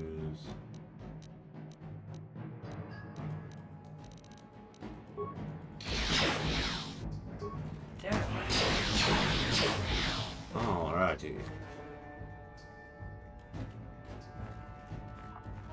Look, Please, it's the same woman who just turned into a Rakghoul. We beg you. I have brought you a serum to cure the Rakghoul disease. You have a cure? Please. Here, take this Rakghoul serum. I have enough for both of you. Quickly, I must inject it before it is too late. Yes, I feel it working. I feel the disease burning away. It's like a miracle. I am cured. Thank you, Upworlder. You have saved us from a fate worse than death. I only wish I had some reward to give you. Maybe you can find something worthwhile in the wreckage of that Republic escape pod. What are you talking Not long about? ago, an escape pod crashed, and I'd tell you more if I could, but our salvage team never reached the pod. It's probably still there, unless some of... We should go now, Upworlder. We're anxious to return to the village and see our families again. Thank you once again for everything you've done. Alrighty. And then, if we step outside the gate and talk to her... You amaze me. I always thought the surface dwellers couldn't care less about us outcasts. But you risked everything to help those infected villagers. I wish I had some type of reward to give you, but we outcasts have... I need healing. Alrighty. Now we're going to give Rukul all the journals. Welcome back, Upworlder. How goes your quest?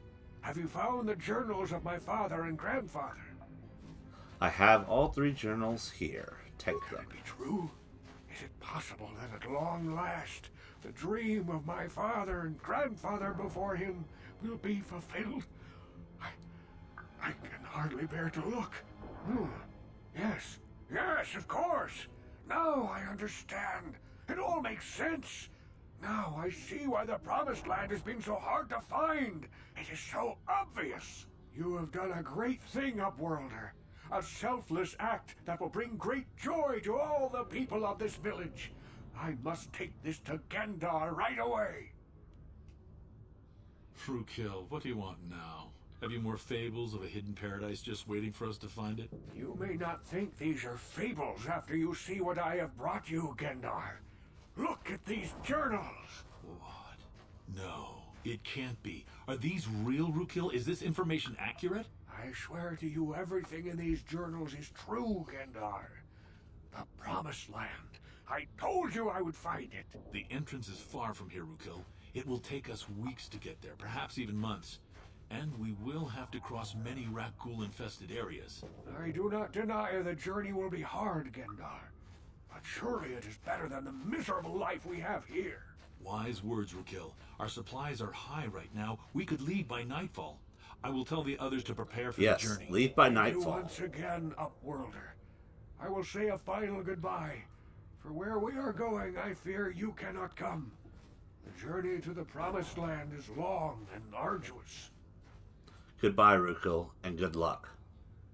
We must part ways here, Upworlder. I sense your destiny is yet to be chosen. But the destiny of my people is at the end of the long journey ahead of us. So now we're going to see them kind of setting off.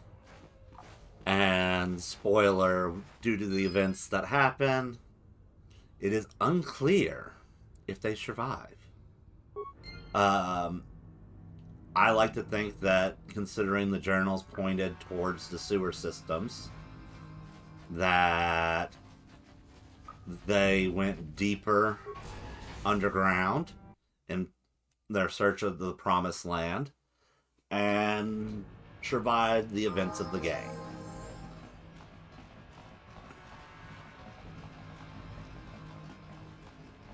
That is my hope, anyway.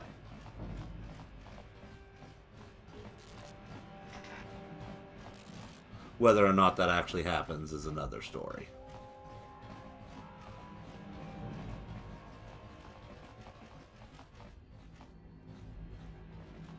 Let's see. No, yeah, in back base is where we're going next. We've redeemed the bounties that we can. All that's missing for bounties at the cantina is Bendak's Starkiller. Go in and speak to Gab. See, she's now willing to let us through.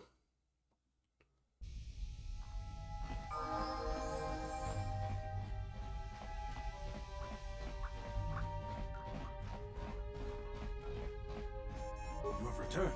You have the prototype swoop engine accelerator with you?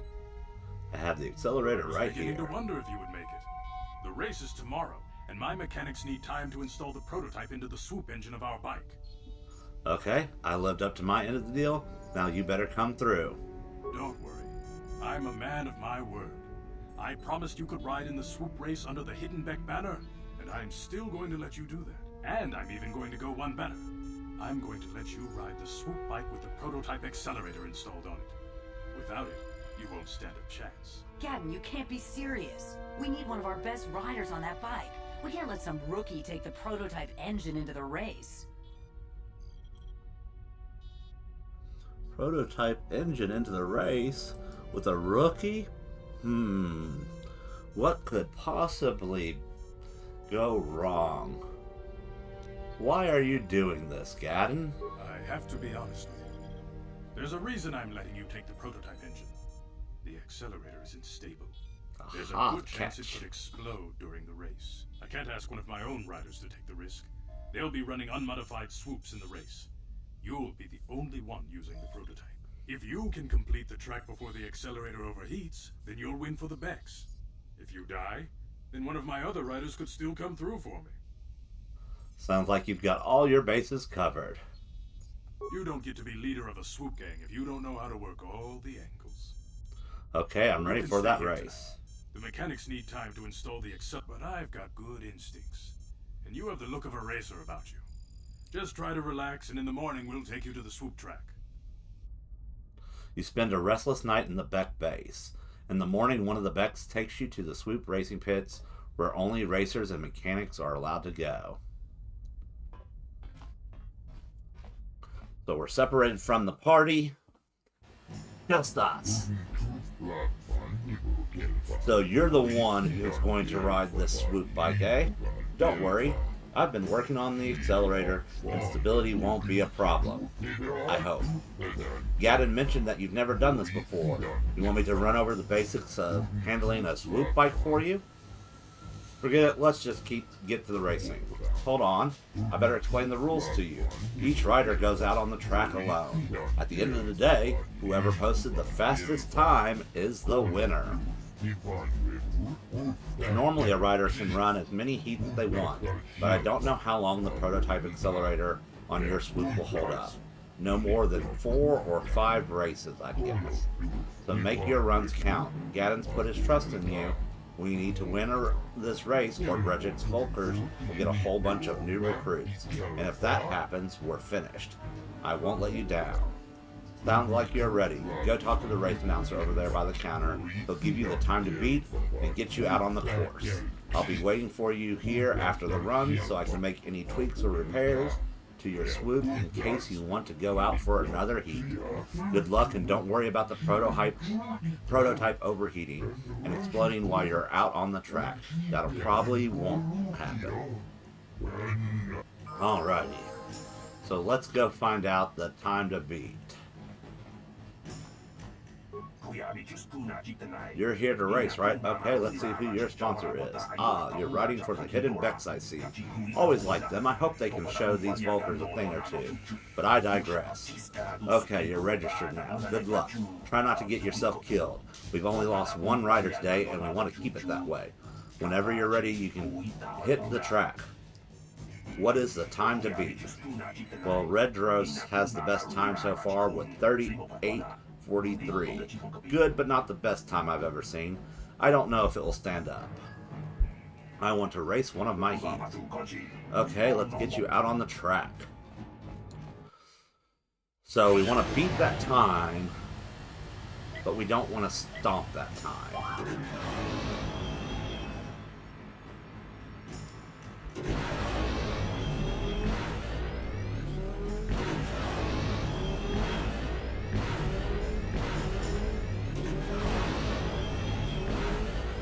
And we can pretty much beat that time without having to resort to much.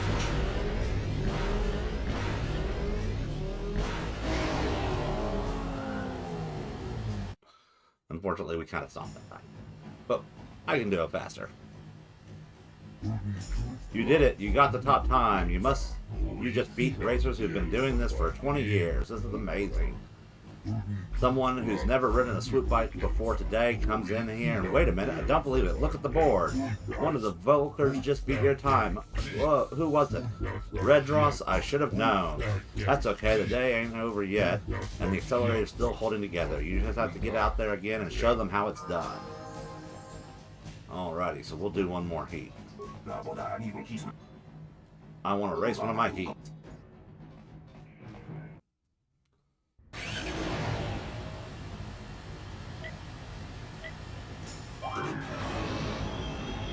And now, we'll be a little more aggressive.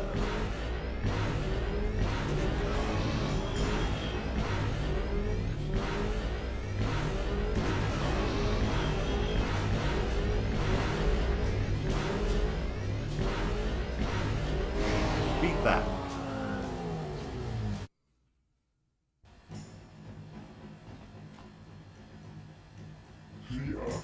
You did it. In 20 years, I've never seen anyone handle a swoop like that before. Nobody's going to beat that time. Nobody. I guess Gavin knew what he was doing when he picked you to ride for us. Now the only thing is to wait for the time to become official and go collect your prize. Ladies and gentlemen, I present to you the winner of this year's swoop quiz. Put your hands together and show your appreciation for the one of the most daring riders the swoop track has ever seen. Through your skill and courage, you have proven yourself the premier swoop rider on Terrace and brought great glory to the Hidden Beck gang. Now here to present the champion's prize, Bredgic, leader of the Black Volkers. Hear me! Before I present the so-called champion of the Becks with their prize, there is something you must know. The winning rider cheated. You better not be trying to cheat me, Bredgic. Your swoop bike was using a prototype accelerator. Clearly an unfair advantage. Because of this hidden Beck treachery, I'm withdrawing the Volker's share of the victory prize. You can't do this, Bredgic. You know the rules. Nobody's allowed to withdraw a victory prize after the race. It goes against all of our most sacred traditions. You old fool. Your traditions are nothing to me. I am the wave of the future. If I want to withdraw the prize and sell this woman on the slave market myself, nobody can stop me. I might have something to say about that, Bredgic.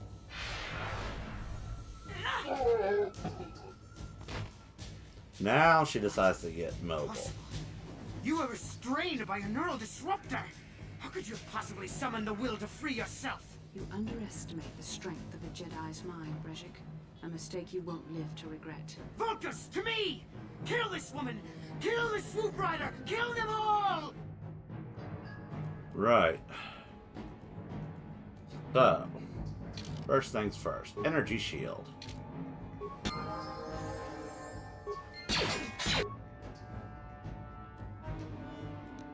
And a fragment. Wouldn't be a bad idea.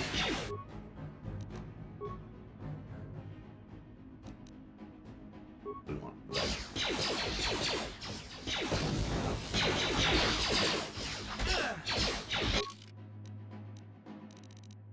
Advanced med pack.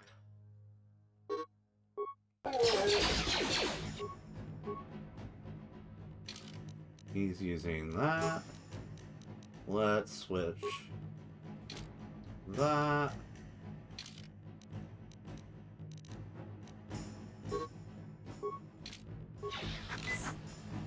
There's our teammate.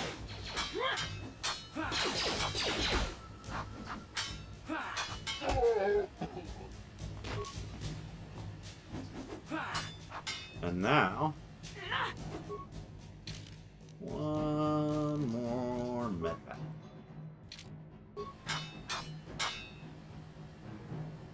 We should be able to qualify for sneak attack.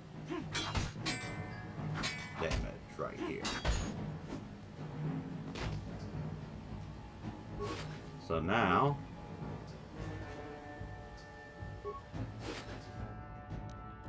double-bladed lightsaber, Brejik's belt, armband, and gloves. So we can get our character properly set up now. So that gives us a boost in our dexterity. Brejik's armband makes it where we resist slashing.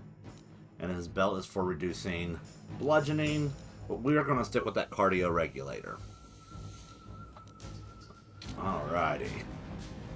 Now we'll talk to Bastila. Maybe those bloody Vulcans will think twice next time before trying to keep a Jedi prisoner. And as for you, if you think you can collect me as a prize, wait, I don't believe this. You're one of the soldiers with the Republic fleet, aren't you? Yes, I'm sure of it. How did you end up racing for these swoop gangs? My name is Bran Kast, and I'm here to save you. It's a long story. Winning the swoop race was the only way I could save you. Never mind that, I won the swoop race, and you're now my prize. I own you now. For nostalgia's sake, I'm going to go with my name's Bran Kast, and I'm here to save you. Save me? Is that what you were trying to accomplish by riding in that swoop race? Well, as far as rescues go, this is a pretty poor example. In case you hadn't noticed, I managed to free myself from that neural restraint collar without your help. In fact, it's more accurate to say that I saved you. Brejik and his Vulcans would have left you for dead if I hadn't stepped into that fight. You're lucky I was here to get you out of this mess. I think you got things confused. You were a helpless prisoner until I came along.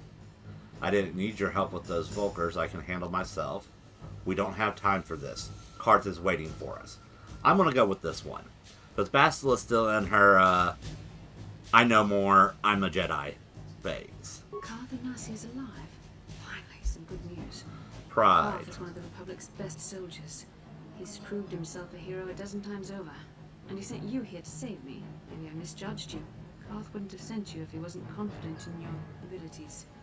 Forgive me. Despite my Jedi training, I still tend to act a bit rashly sometimes. Please take me to Karth right away. Between the three of us, I'm sure we can figure out some way to get off this planet before the Sith realize we're here. And now we see her fighting Revan.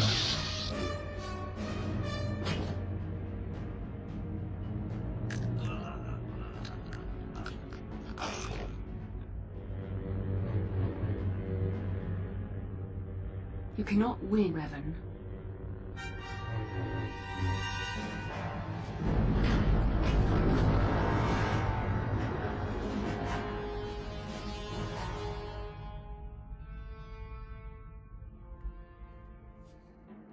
Decisions.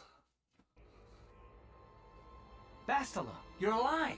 Finally, things are looking up. Now we just need to figure out a way to get off this planet. You mean you don't have a plan to get off Taurus yet? What have you been doing all this time? We were trying to find you, remember? Don't worry, we'll figure something out. I'm getting a little sick of your attitude, Bastila.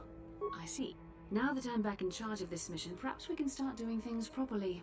Hopefully our escape from Taurus will go more smoothly than when you rescued me from Brejik. I know you're new at this, Bastila, but a leader doesn't berate her troops just because things aren't going as planned. Don't let your ego get in the way of the real issues here. That hardly strikes me as an appropriate way of addressing your commander, Karth. I am a member of the Jedi Order, and this is my mission. Don't forget that. My battle meditation ability has helped the Republic many times in this war, and it will serve us well here, I am sure. Your talents might win us a few battles, but that doesn't make you a good leader. A good leader would at least listen to the advice of those who have seen more combat than she ever will. Both of you settle down, this isn't helping. He's right. You aren't showing much leadership ability right now, Bastila. Karth, you can't talk to your commanding officer like that. Both of you settle down, this isn't helping. All right, of course. I apologize, Karth. This has been a difficult time for me.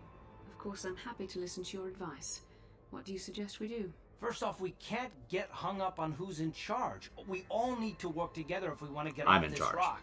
The answer is out there. There's no We hang just up have here. to find it. I'm in Well charge. said, Karth. And the sooner we start looking, the better. I've already been a prisoner of the Vulkars, and I don't plan on being captured by the Sith. Don't worry, I won't let that happen. Okay, so now what?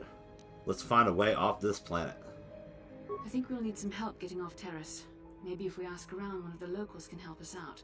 We should probably start by asking around in the cantinas. Is something wrong? You seem as if something's troubling you. Something weird happened when we first met, like a vision. A vision? A vision of what? Of you fighting a dark Jedi. Revan, I guess. It's strange. Such visions are often a sign of Force sensitivity.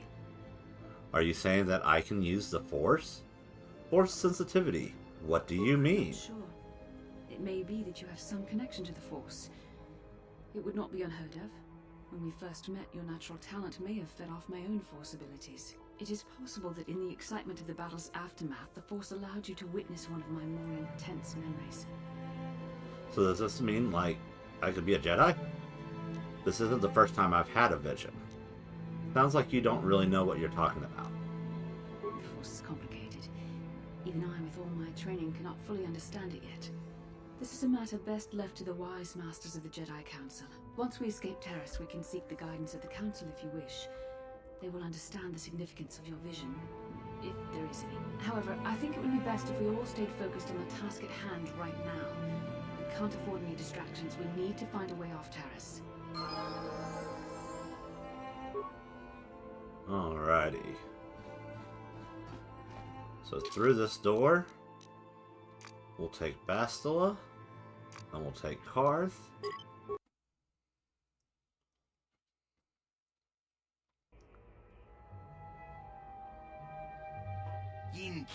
You there, human. You are the rider who won the Great Swoop race in the lower city, yes? That's right. I have a message from Canderous Ordo. He says to meet him in the cantina.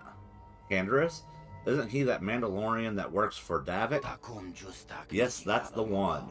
Given his connections, you can see why it would be wise to attend this meeting. Canderous didn't say why he wanted to meet you. He only said that he had an offer you couldn't refuse. Given his connections, you can see why it would be foolish to ignore his request. Thanks for the message. I'll go meet him in the cantina. A wise choice, human. I would advise you not to wait too long. Mandalorians are not known for many things, but patience. Or are known for many things, but patience is not one of them. Alrighty. Bastila! Alright, she doesn't need any charisma. We don't get the, yeah. We're good on that. We're gonna give her more healing. And we're gonna give her Knight Valor.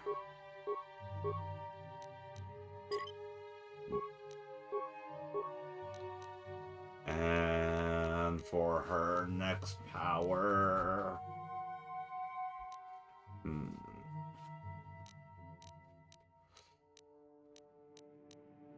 Let's give her Force Speed. And we'll start doing that. Increase her 2-weapon fighting. Give her a Cure. And give her an energy shield. And finally, her double-bladed lightsaber. And let's boost her fortitude saves. Alright, now we've got a party.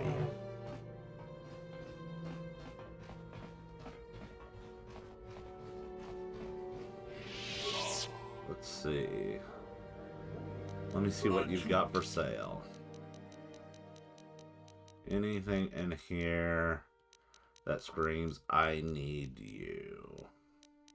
That's nice, but not necessary. Yeah, there's nothing we really need from him. So from here, we're gonna go be the mysterious stranger again. Which reminds me, we want our preferred weapon back here.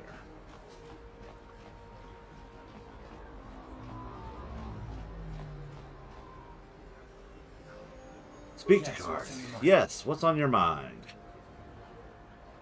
I don't want to continue, or I want to continue our discussion before. I don't want to continue our discussion before. I want to go fight in the... I thought I said I don't want to talk about it anymore. Don't you think you'd feel better if you discussed it? Yes, but I'm bored, so spit it out. I think you owe me an explanation card. Let's go with, don't you think you'll feel better if you discussed it? But we're totally a qualified therapist. Though I don't know why you're so interested. When I think of all the individuals, the one that stands out above all of them is the one that I respected the most, Saul. You say that name like like I should know it. You don't. I thought everyone did. But Admiral Saul Karath is the commander of the entire Sith fleet. He's half the reason Malak has done so well in the war. Saul was my commanding officer back when the Mandalorian Wars first began. He taught me everything about being a soldier. I looked up to him. Saul approached me before he left. He talked to me about how the Republic was on the losing side and about how I should start thinking of my survival. I know now that he was trying to recruit me into the Sith, but I couldn't have conceived of it back then. I argued with him and he got angry and he left. I never saw him again. You don't think he could... You didn't think he would betray the Republic? How could you have not seen through that? Saul was my mentor. He led us to so many victories against the Mandalorians. Even when things looked to be at their worst, I couldn't conceive of it. He couldn't be serious. I was wrong, of course. He not only left us for the Sith, he gave them the codes to bypass our scanners. I remember waking up as the first of the Sith bombers snuck past our defenses and began destroying half of our docked ships. I knew right away what had happened. I mean, I could have stopped him. I could have stopped it all. So you blame yourself for trusting your friend. I blame Saul, not myself. I was stupid and I ignored the danger. He nearly destroyed us all. I fought Saul for years now, and if I ever catch up to him, he will regret what he's done. He will regret it. So that's all of it then. That's terrible. I feel awful for you. I do the same thing in your shoes. So No, it's not. But I don't want to talk about it right now. Let's go. That's the first sensible thing you've said in 10 minutes. Alright, let's check out her inventory one more time here. Let me see what you've got for sale. Anything that we really want. I mean, we can get weapons. I'm not worried about having weapons down the road. We'll get that. I'm more interested in items that will make things more effective. Uh-huh. What can I do? What? Alright, so into the cantina we go.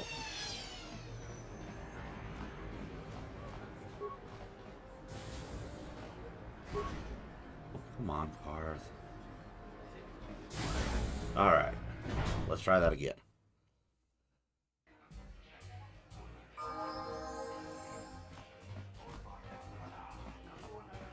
I saw you in the swoop race.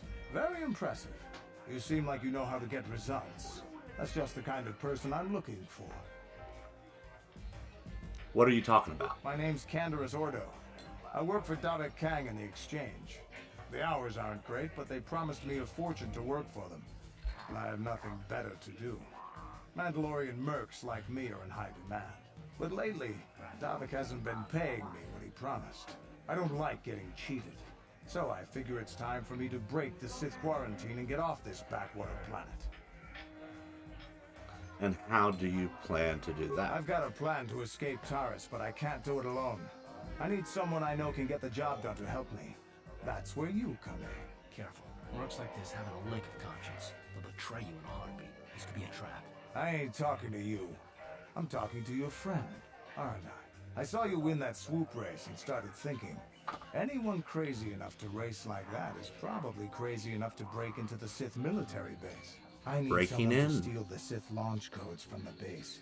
Without those codes, any ship leaving the atmosphere will be disintegrated by the Sith fleet's automated defense guns. What's in this for me? Here's the deal. You bring me those launch codes, and I can provide the vehicle to get us off the planet. Davik's flagship, the Ebon Hawk. Ah, the Ebon Hawk. How are you going to manage that? How am I supposed to get inside the military base? Getting in won't be easy. The Sith base is protected by an encrypted security system. It would take a top-of-the-line astromech droid to slice through it. Lucky for you, Top-of-the-line I need just astromech the droid. place Where to have we put a droid heard like that before? Davik was having one custom built by Janice Nall. Just tell her Canderous sent you, and she'll sell you the droid. Then you can use it to get the launch codes from the Sith base. Won't Daggett get mad if I take his droid? Davik paid for the droid, but I'm the guy he put in charge of the mission. He won't care how I come up with those codes. Normally I'd do this myself, but everyone knows who I work for. If I broke into the Sith base, they'd send an army down on Davik's estate to get those codes back. That's why I need you. Okay, Canderous, you've got a I deal. don't sense any deception from him, which is surprising. This may be exactly what we need. I'm going to wait in Javier's cantina. You come and find me when you've got those launch codes, and I'll make sure we both get off this rock. Alright. So now, let's move around to the battle. So we beat Garlon, we beat Deadeye Duncan. Next on our list, set up another fight. The ring is in your blood now, like a virus. You need to hear the cheers of the crowd. You need the rush of battle. You need to fight again. You want to step into the ring now. Are you ready to prove yourself against the best duelists on Taris? I'm ready for a duel. I think you're ready to go against Ice, human. She's tough, but so are you. There'll be lots of action on this fight. A huge purse. You ready? Let's do it. Ladies and gentlemen, draw your eyes to the center ring. We have a very special presentation in store for you. Over in this corner, a woman with steel on her bones and ice water in her veins. She's cold and quick as death itself. You know her. You love her. Ice. And in the other corner, a rising star taking that first step into the big leagues. I give you the mysterious stranger. So one thing I've learned from all my times doing this as a level 2 run is make that play first. It makes survivability a lot better in these fights.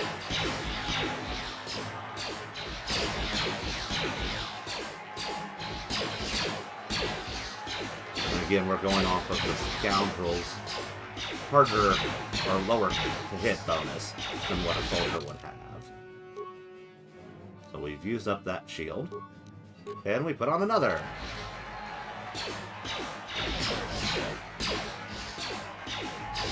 And meanwhile, we've almost got her done. couple more shots in there, and we'll be home free. One. And maybe two. There we go. It's over! The fight is over! The mysterious stranger has won! Ice is knocked out cold! Looks like we have a rising star in the mysterious stranger, folks. But how high can this star soar? You'll just have to watch and see.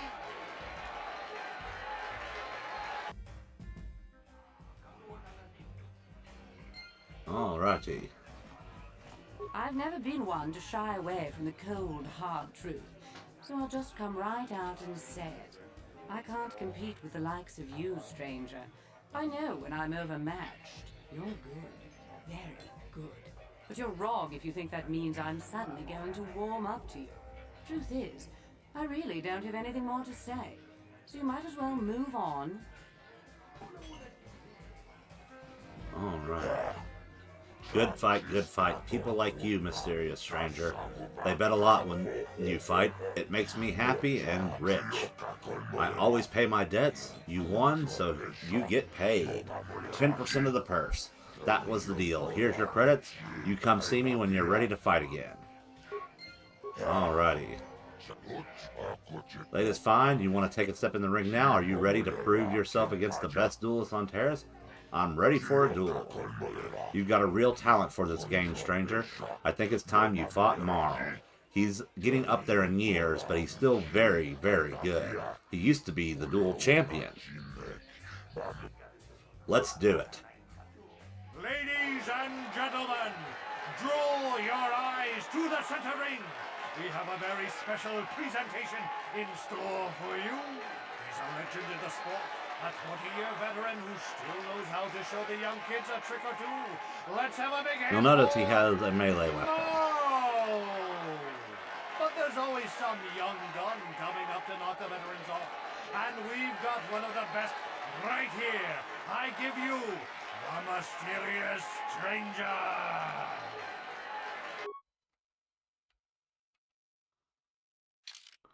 So we could equip the energy shield and we can use it now if we wanted to. But I feel like the better option is to use this adrenal strength. Equip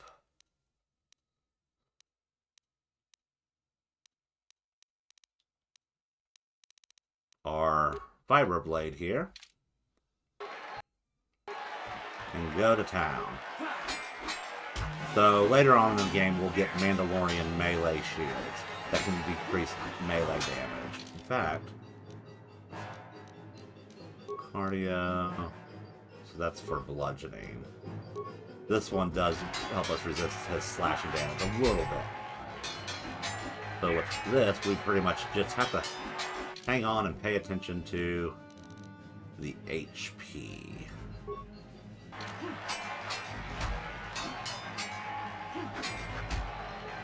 As we trade hits. You notice he's using a feat that makes it glow. That's decreasing his accuracy every time he uses them. Gives him more chances to hit us. But accuracy prevails. It's over! The fight is over! The mysterious stranger has won! Marl is down, and questions abound! Is this the end for the long-time vet? Is it time for Marl to hang up his spurs and for the mysterious stranger?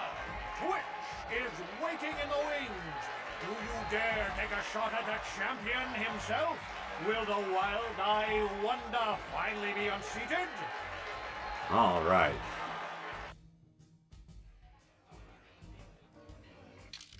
So now we're going to go back here and we're going to equip our bowcaster again. So the next guy we're going up against is Twitch, the Rhodian over here. As you can see, he's dual-wielding pistols. All right. You're good, stranger. Maybe even as good as Bendak in his prime. There's no shame in losing to you. But when you beat me, you made me realize something, kid. First, it was just Twitch I couldn't handle. Now it's you and Twitch. Pretty soon, there'll be another young hotshot clawing past me in the rankings. This game's been good to me, but my time is done. I need to get away from the duel rings for a while. Think things over. Goodbye, stranger. I wish you all the best. First I go down to an injury. Now it looks like Marl's been dropped by old age. No room in this game for the veterans anymore, I guess. But don't get cocky, kid. One day it'll happen to you too. Time catches up to us all, sooner or later. Well, everyone except Bendix Starkiller. Still salty. You beat Ice. I've been trying to beat her for years, and you do it just like that. I can't believe how lucky you are. That's right. I said lucky. Lucky to be born with the kind of talent I spent a lifetime trying to build. It isn't fair, I tell you. So, there's a bit of lore that supposedly Deadeye Duncan survives the events of this game and goes out there only to try to claim to be the mysterious stranger and end up getting killed because of it. So I think that's interesting. I don't know for sure if it's legit or not, as far as how that actually goes down. There's no clear explanation. There's just item descriptions in the second game kind of hint that something happens with Deadeye, where he leaves and escapes terrorists and ends up, yeah. So he's going to give us our money again, 400 credits. And now we can go against Twitch. They all want to bet on your next match. I'm excited too, for more bets means more credits for me. You want to step into the ring now? Are you ready to prove yourself against the best duelists on Terrace? I'm ready for a duel. You've beaten almost everyone, human. I think you're ready to fight Twitch. Twitch might be crazy, but he's the best in the game. If you can beat him, you'll be the new champion. Let's do it. Ladies and gentlemen, draw your eyes to the center ring. We have a very special presentation in store for you. Hold on to your seats and stay back from the edges of the ring. He's wild, he's unpredictable, he's borderline psychotic. And he's the best damn duelist in the game today. Give it up for Twitch! But Twitch's opponent plans to take the champion down. Night after night, battle after battle, we've watched this young phenom rise through the ranks. In this corner, the challenger for the title of Taris Dueling Champion, the mysterious stranger. Alright, so first things first, energy shield. He likes range attacks. He's going to hit us with a bunch of them. As you see how quickly that shield ran out. So one of the things we can do, even though it doesn't suit our stats as nicely, we can do that. And switch him to melee, where he's not as good as well. And then it's 2 God forbidden melee fights. So he's not at an advantage, and we are not at our best. But we are a little more accurate and a little bit stronger with our weapon.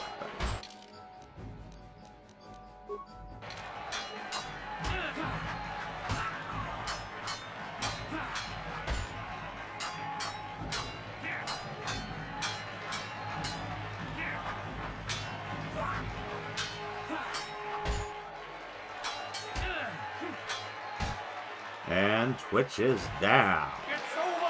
The fight is over! The mysterious stranger has won! Twitch's reign of terror is over! Ladies and gentlemen, we have a new champion! The mysterious stranger!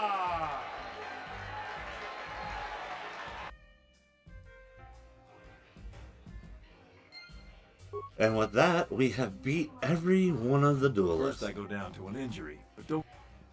He's still... I've never been one. Wow, you're the new champ. Congratulations, I guess. You know, when you started out, I actually thought I'd be able to crawl up from my last place ranking for a while. Shows what I know. Enjoy your time at the top, stranger.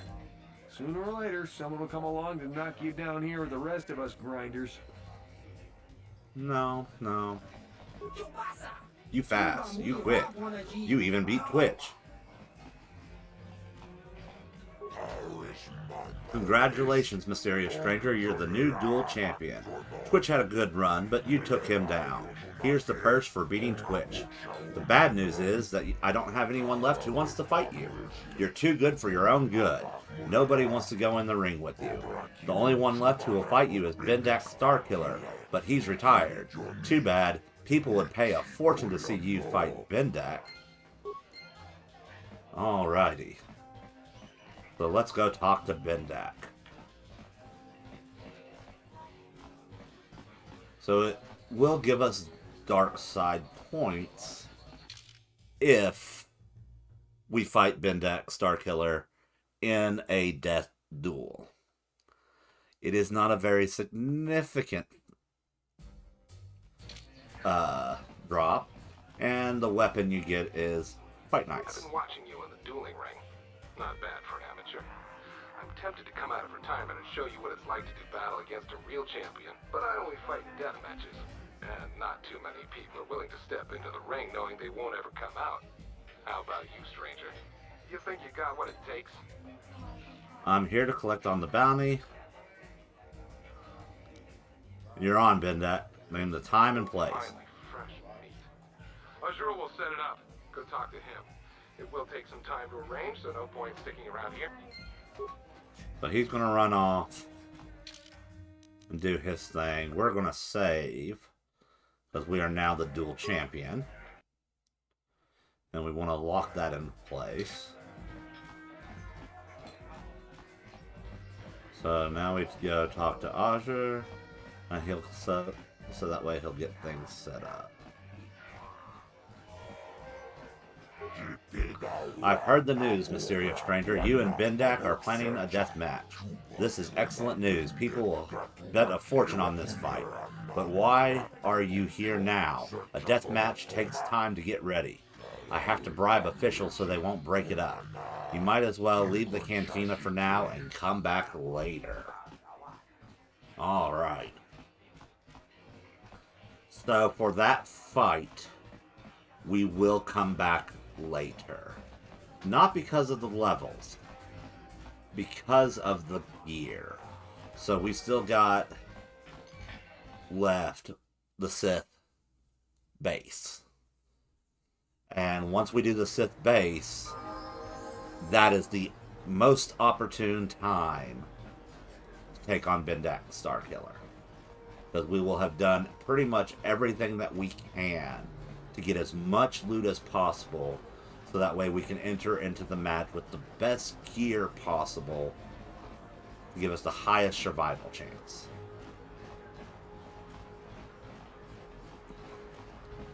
Rastala, I was wondering something. How did those Vulkars manage to capture a famous Jedi like you? Were you knocked out and your escape pod crashed? No, I was conscious. But my force powers were exhausted from using my battle meditation in the battle for the Ender Spire. Without my help, you might have never gotten off the ship alive. Fair enough, but I've seen you Jedi in action. There's no way those thugs could have stood a chance against your lightsaber. My lightsaber was misplaced. I couldn't find it after the crash. I looked everywhere in that pod. The Vulkars came and overwhelmed me even as I was searching for my weapon. Wait a minute, let me get this straight. You lost your lightsaber? I mean, isn't that a violation of some kind of Jedi code or something? Of all the Jedi in the galaxy, why do we get the one who's absent-minded? Maybe losing lightsabers is a side effect of her battle meditation. Leave her alone, Karth. This is no laughing matter. During the crash, my lightsaber must have fallen from my belt and rolled under my seat. The Vulkars probably found it there when they searched the wreckage. Hey, don't get mad. I'm sorry. It's just funny to think of a legendary Jedi losing her lightsaber. Wars. This is one detail you might want to keep out of the history texts. I hardly consider myself a legend, Karth. Though I will consider your advice when I relate these events to the Jedi Council. There is no need for them to know every detail of what transpired. It just makes me think of Obi-Wan lecturing Anakin about losing his lightsaber in Episode 2. Welcome to my medical facility. Do you Which goes require back to the healing or point I was treatment? making I treat earlier, almost any ailment right either here at the in this facility. stream or I even have a in the cure for earlier rat stream pool today. disease now, thanks to you. With the sample you've brought me, I've been able to extract hundreds of vials that will cure this horrible affliction. Of course, I sell them at a very reasonable price, just enough to... Sorry, I apologize. My cat distracted me for a moment. I've got a cat out of the room, likely Just take me a moment messing while with I something that examine they your shouldn't. injuries, and then I'll administer the proper treatment. And it has distracted me from what I was saying. And that train of thought cannot be retrieved, naturally.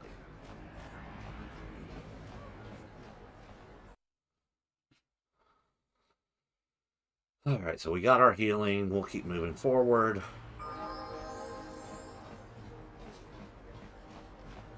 Bastila lost her lightsaber. All the Jedi who were running off to follow Revan and Malak when they went to fight the Mandalorians? That was nearly 5 years ago.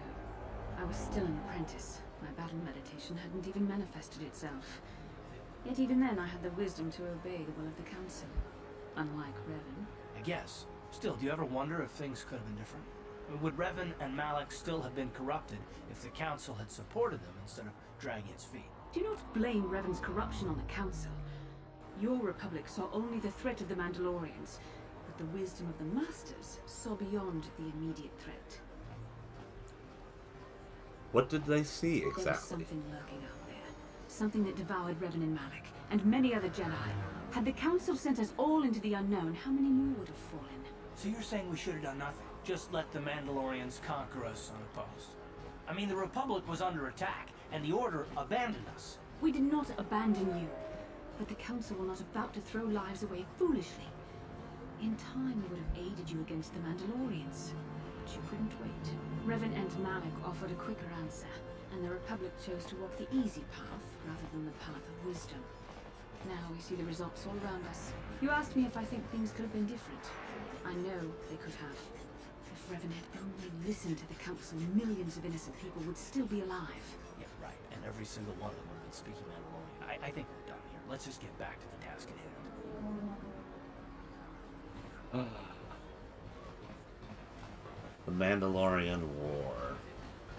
Should Revan have joined the fight and brought it to the Mandalorians, meeting their bloodlust for battle head on?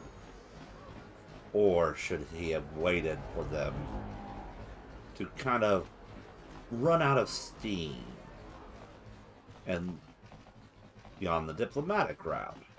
Have you heard the news? Bendek Starkiller is coming out of retirement to fight in a death match. Everyone's trying to get tickets to see it. I've never understood why people always want to watch each other get killed. Droids don't think that way. Maybe that's why I like them better than people. Yeah. I am not lining up to actually see people get killed. I'm good. Kendra said you'd sell me the T3 M4 droid. Oh, Kendra sent you. Well, why don't you say so? Okay, the droid is ready. You can have it for 2,000 credits. Here you go. Persuade, that price is outrageous. I'll give you half. I can't afford that. Well, we're going to go ahead and be a little stingy. Half? If you're trying to rob me, why not just stick it a blast from my face? On the other hand, if you want to stay on, I do want to stay on Davik's good side. Tell you what, he's yours for 1,500. It's a deal. Wow, look at you, big spender. Okay, the T3 M4 unit is yours. Pleasure doing business with you. A real pleasure. So we need to have T3 in the party for this next bit. We're going to remove Karth and we're going to keep our resident prissy Jedi. Yes? Alright. T3. Probably the third best astromech droid. Alrighty. We're going to improve dexterity first. We can do security and repair. We want to keep repair maxed out because that's what determines... Alrighty.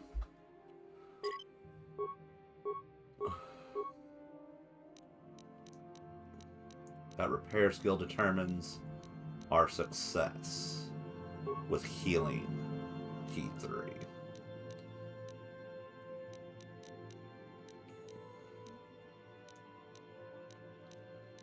Alright, so we can add 2 weapon fighting, toughness, weapon focus, or various boosts to skills.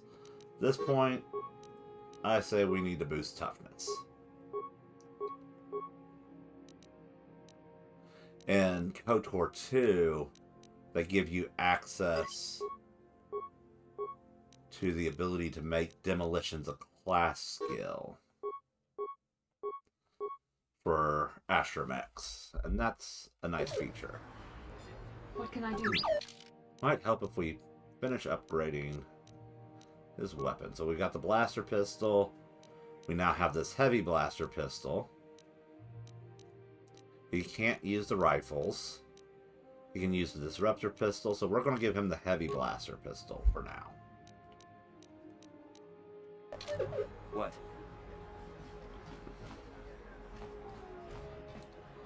And then off we go to infiltrate the Sith base.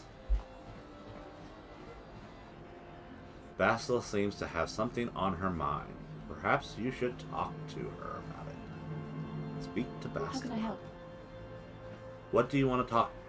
You want to talk to me about I something? would like to know what happened after you crashed on Taurus. I'm curious as to what you and Karth were doing before we all joined forces. Before we rescued you, you mean? I managed to free myself, as I recall.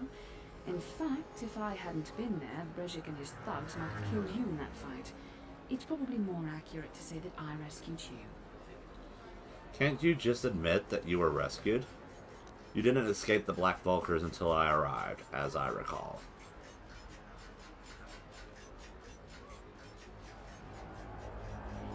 I'll admit that I probably wouldn't have been able to free myself if not for the brawl after the swoop race.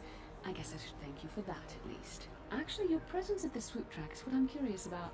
It couldn't have been an easy task to find me there, yet somehow Finally, some You knowledge. also avoided detection by the Sith, discovered I was a Vulcan prisoner, gained sponsorship for the race, and became the Taurus swoop champion. That's quite a resume. And rescued the damsel in distress. Don't forget that. What can I say? I'm a talented individual. I had a lot of help. Karth, Mission, Zalbar. Your modesty is admirable. But though others helped, you were the catalyst for these events. When you were chosen to join this mission, I doubt any of us expected this much from you. A Jedi could have done such things, of course, but only by drawing heavily upon the Force. Are you trying to say that I can control the Force? I think you're underestimating us non-Jedi. We're going to go with the first one. The Force is in all of us, though for most people it's barely a measurable whisper. But there are some individuals outside the Jedi Order that we consider Force-sensitive. It's obvious to me that the Force has been working through you. There is no other explanation for your great success. Though I'm not certain what to make of this discovery. Perhaps if you weren't... well, if you were younger, the Jedi might take you for training. But as it is... What are you trying to say? Be glad I'm Force-sensitive, or I couldn't have rescued you. I don't want to talk about this anymore. I'm sorry. I've overstepped my authority. I'm speaking of things that are best left to the Jedi Council. For now, let's just accept the fact that you're gifted. Hopefully, Yes, I'm between gifted. Your abilities, my Jedi training, and the skills of our companions, we can find a way off this planet. I'm gifted with the Force. I am with the Force and the Force is with me.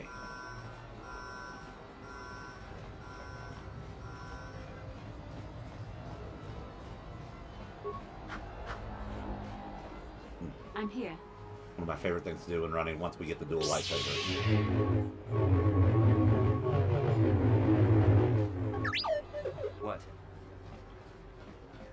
Yes? Alright, T3 is the one that actually has to open this door. So let's get it open, T3.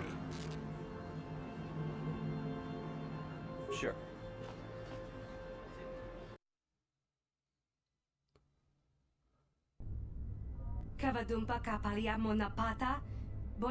Hey, you can't come in here. This is a restricted area. You better tell me what you're doing, or I'm going to hit the alarm. Persuade, I'm here for a meeting. Don't worry, I know where I have to go. Look, here's 50 credits. Just don't hit that alarm. Touch that alarm and you're dead. 50 credits? You've got a deal. The Sith have made my life a living hell ever since they took over this base.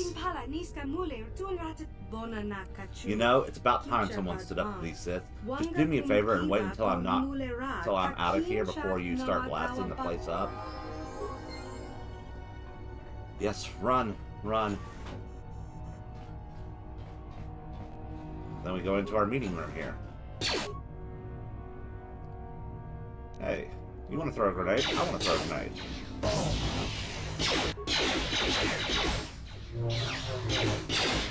Alright. So now that we have Bastila in our party, we can rely on her to be more meta. As long as our character is not the one being carded.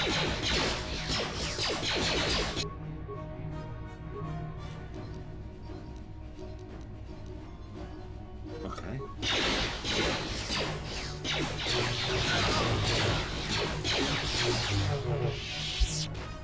And then... So, scripts. Gotta put her on Jedi support for her to use her abilities. Sure. I did forget to change that. My bad. Data pad. Let's find that data pad. The power conduit we installed in the elevator seems to have solved the shield outage problem on the droid. Finish tuning it today. That can't be good for us.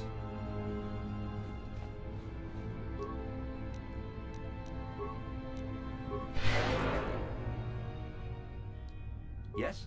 And her force powers will return with time. Ooh, reception terminal. So, 13 spikes. Our computer uses 6. Log out.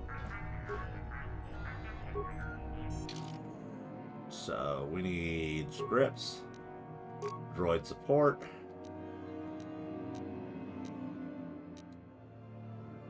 usable items, repair kit.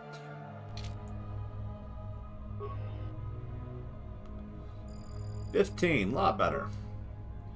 So access the security cameras. We got the barracks here. Can't do anything there. Secondary barracks.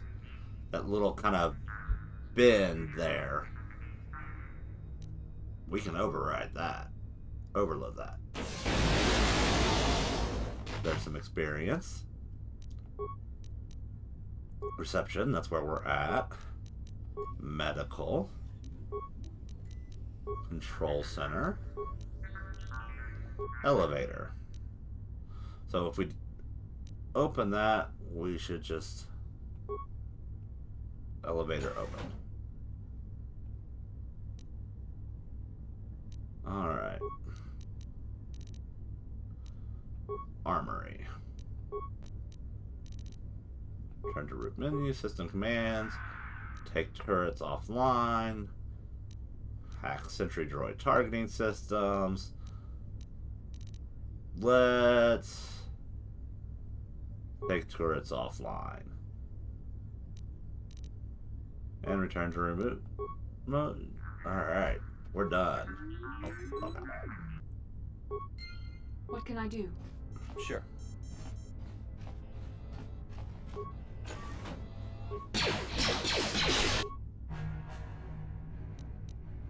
So we're going against droids here.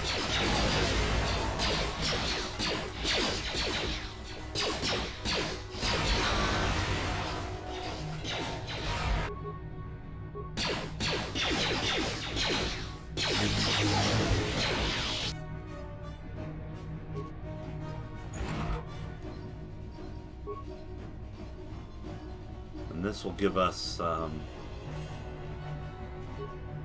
options, if I recall, for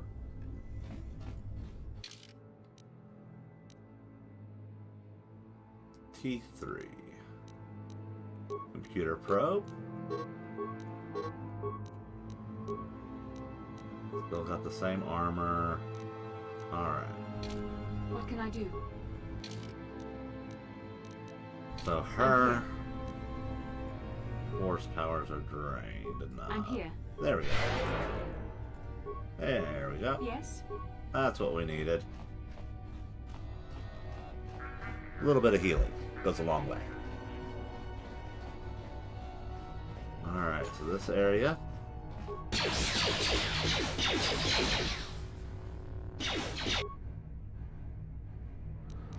We'll throw another ion grenade in here.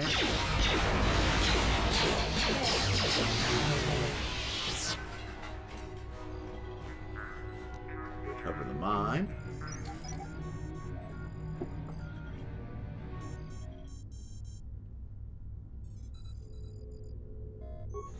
We want those supplies.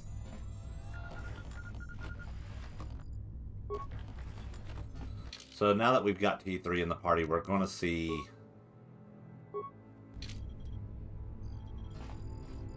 I'm here. more of the repair kits coming our way. And as you notice, one repair kit does quite a bit to take him up. What can I do?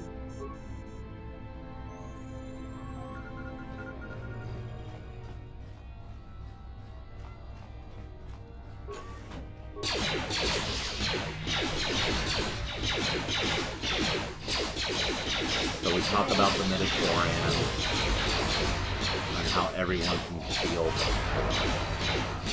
Now Bastila is implying that our character could feel the force strongly enough that perhaps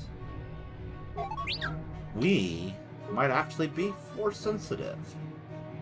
And that is why everything is going the way it is for us. Alright, Bastila. Powers. Let's give you more defense. Again, we're not leveling me up at the moment. But we do want to talk to this guy. You there, human, remember me? You helped me once before when the Sith were trying to arrest me outside your apartment. Do you remember? Right, I remember you. I am in need of your help once again. The Sith are going to execute me for removing the Sith corpse from your apartment complex. Please help me get out of this cage. How do I get you out? Switch all the panels on the wall to the red off position and I will be released. It is not as simple as it sounds. Switching a panel will also switch the panel beside it. You must be careful as you do this, human. If you set all the panels to green on position, my cell's termination program will engage and I will be executed. So we don't want it to go red. So if we turn that one, it will turn that red. Let's turn this one red. That's green. Now, if we turn this one red, it'll turn that one in the middle. That's red, green. And if we turn this red, voila. Thank you, human. I do not know what you are doing inside this military base, but I am grateful. Once again, I owe you a debt I can never repay. Now I must leave this place before the Sith discover I have escaped. If you are wise, you will do the same. If the Sith capture you, I doubt anyone else will come by to set you free. Alrighty, so we've got our map here. So we know the elevator is that way. We still have plenty of base to explore.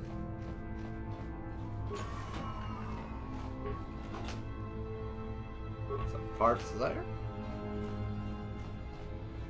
And we're going to go this direction for now. Take out this droid here. Basilisk late to the party as usual.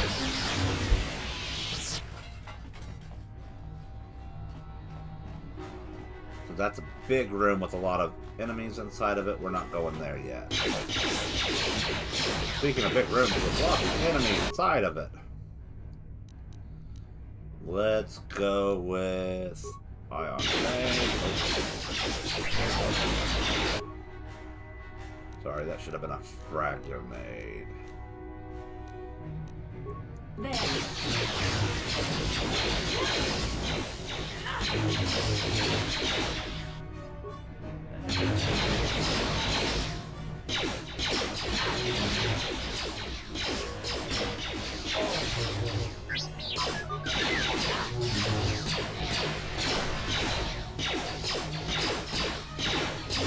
Get him, Basila.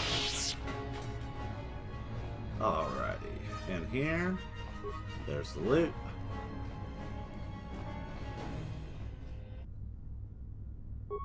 So only a little bit left of our May the 4th. But don't forget, well, today may be May the 4th. And May the 4th be with you. Tomorrow's Revenge of the 5th. However, I will not be streaming Star Wars content tomorrow. Skill too low. P3. You take care of it.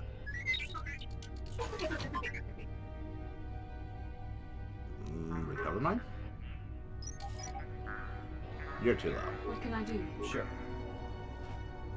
Recover mine. Tomorrow's stream will be at 10:30 p.m. and it will be Pokemon Pokopia. We will be resuming working on our museum build that I am working on.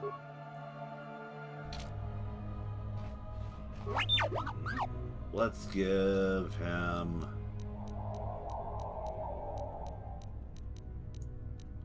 haircut. Yes? Sure.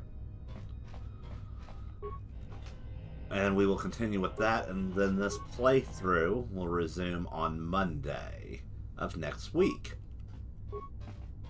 at 1:30 p.m. for that stream. And I will get that on that stream schedule for everyone. So that way, we're good to go with that. So now we've cleared that room, and we're going to go into this room here. So first off, let's spam some grenades.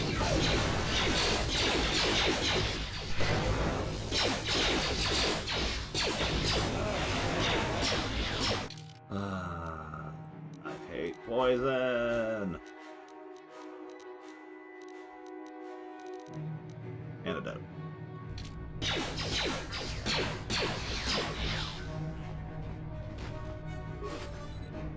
Alrighty, loot the bodies. So that grenade will allow us to make short work of things. What can I do? Now we just need you to heal us up a little bit. I'm going to try to recover this gas mine. I recall down this hallway is one more battle droid for us to beat.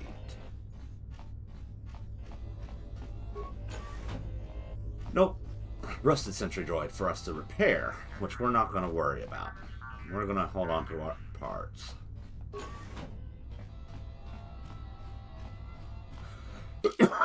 So with that, we've pretty much made full circle around the base, and we need to head this direction now.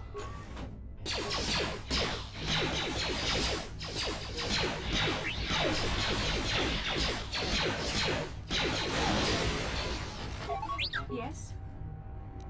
There you are. Sure, so far away. Keep up. So in here, this was our dormitory that we blew this electrical piece out. Sith base pass card.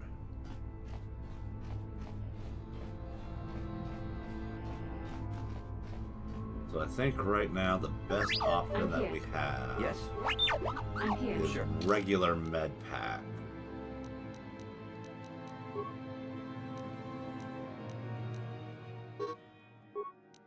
And then we want T3 to use a repair kit, be at full. Have we gotten any more? Nope. Nothing yet. Yes? Yes? Did we loot the footlocker? So we want to let Basilisk Force powers replenish just a little bit before we go to this next area. But the moment we open this door, there's probably going to be issues with that droid guarding the elevator.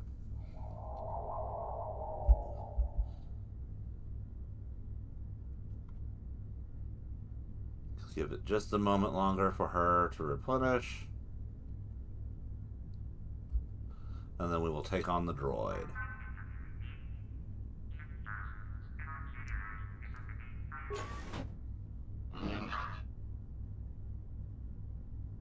So we've got the turret shut down. But we did not have anything for the droid.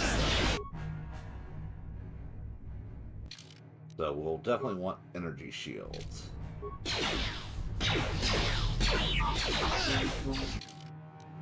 And a heal already. So this droid's energy shield will get worn down. What we need... The Basilisk doing her thing, she's giving us a boost.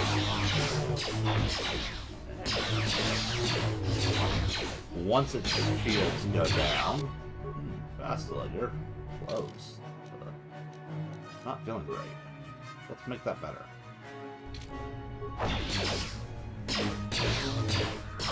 I imagine I could turn on her shield.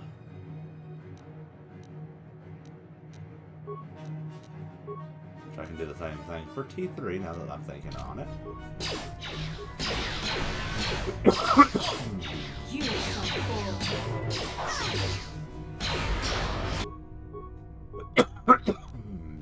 Now we need her to use an advanced.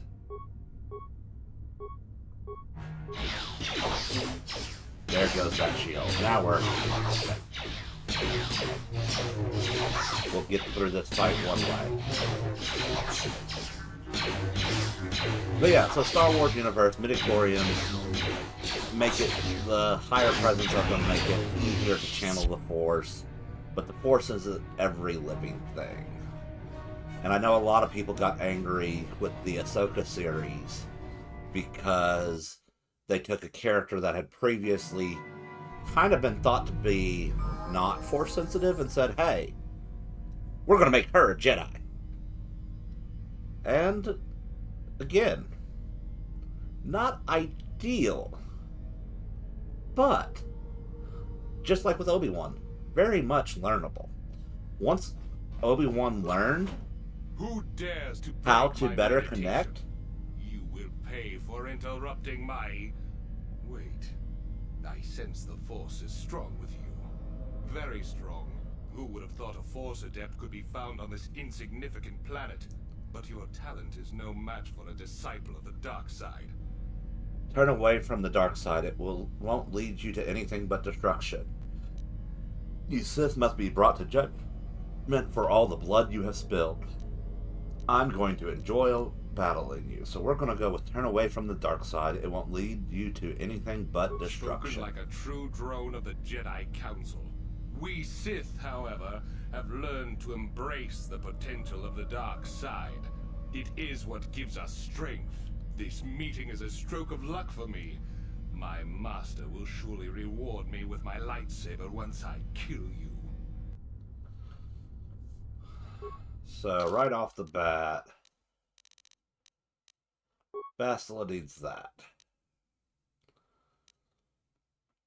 This guy's going to immediately jump into melee combat with us. So, having missions Vibroblade is going to be the best option Plus he has that shield. Oh, you went after P3. Big mistake. Now, we can use that, and that will increase our hit as it improves our... Oh. Well, that's no fun. I don't like being stunned.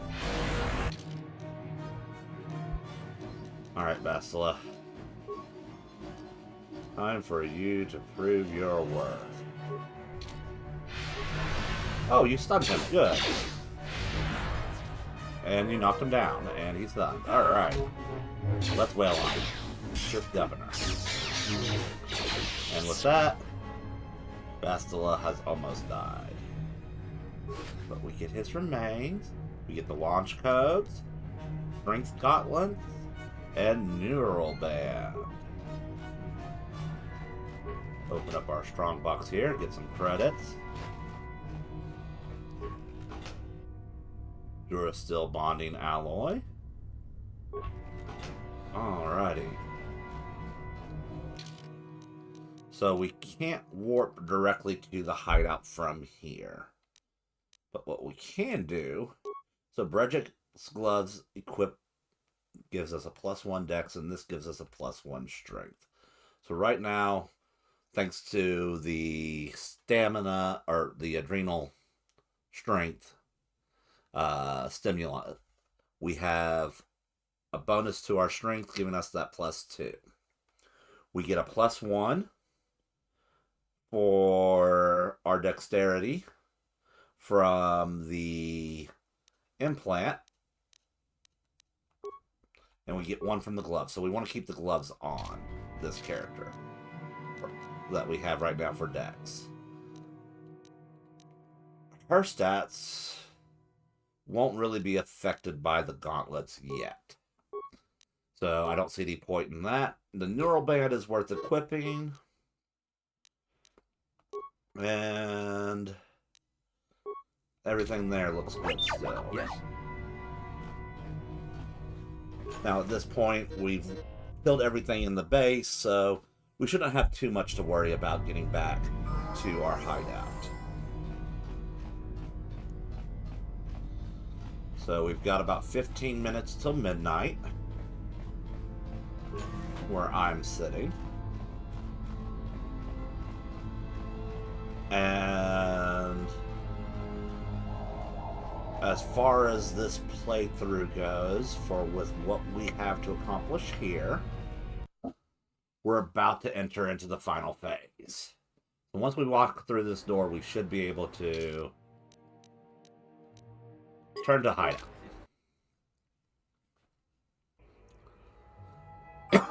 That heals everybody up. We're going to dip into the hideout real quick. Make sure all of our gear has been upgraded. So cars could add that. We can add one of these. We'll go ahead and add that for cars too. Now let's check out our... There we go. Simple that. Simple that. So now this gets +2, 19 to 20. Energy, and 2 to 11 damage physical. Well, this will be 4 to 13 physical with a +1, so that's still not our best. Now this Republic mod, mind affecting, okay. So we could get rid of mind affecting, but that's not going to do us very much good in the arena against Bendak. We don't really need a party with where I'm going right now, because we're going to fight Bendak Star Killer by ourselves. We're not going to have anybody with us. Now, what we can do, we use this energy shield. And we want to switch back to our bowcaster. So we have that nice damage. I still love Han Solo's scene in episode 7 where he finally tries out Chewie's bowcaster and realizes just how powerful the weapon truly is. One of the better scenes from that, I think. Alrighty. So now that we've been away from the cantina for a while, that death match should be set up so we can go talk to our duel organizer.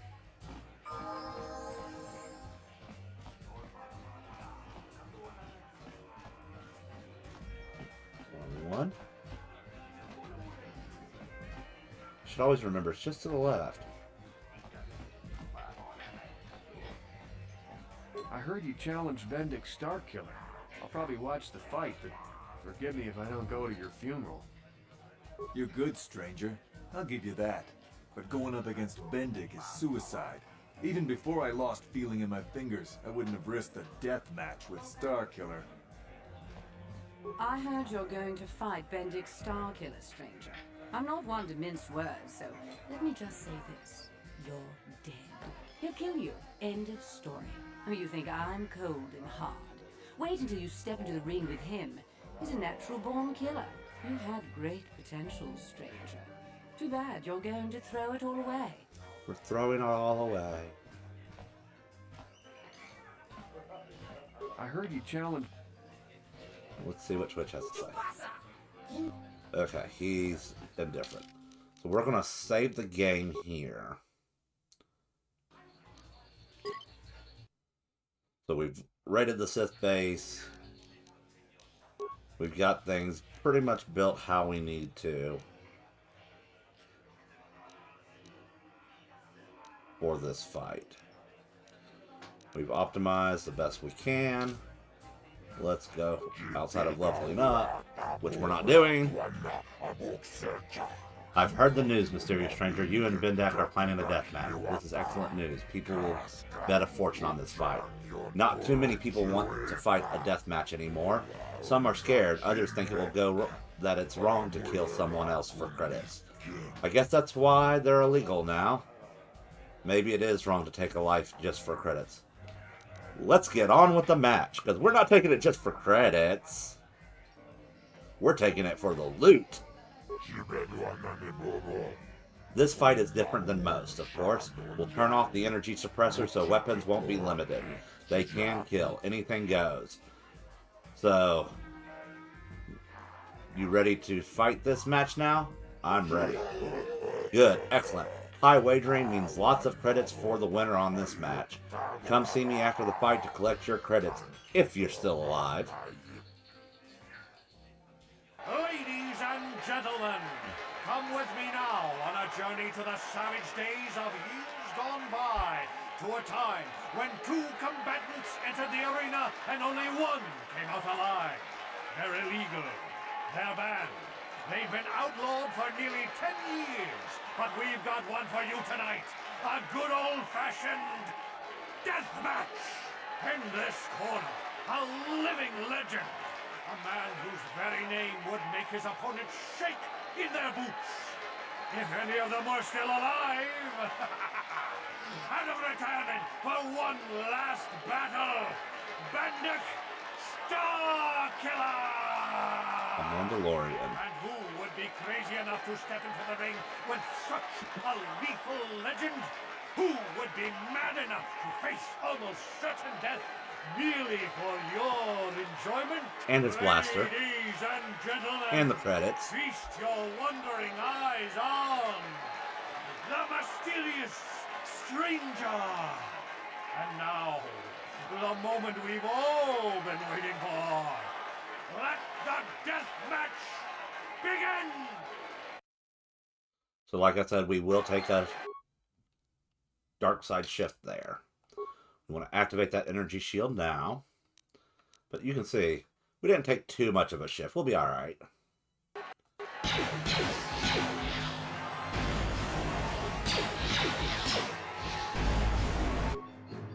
So you notice he's using grenades there. One of the things we're going to do, we're going to throw a sonic grenade at him. So that energy takes energy and electrical.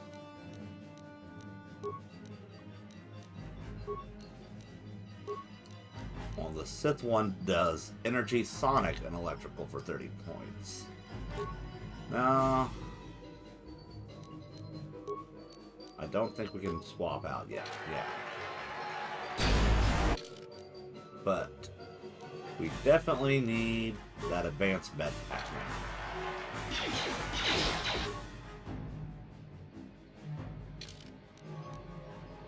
Can we swap? Yes, we can swap now.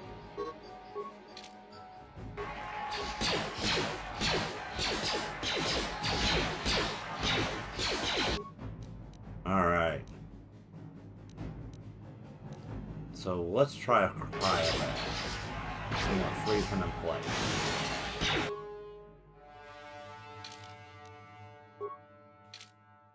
And then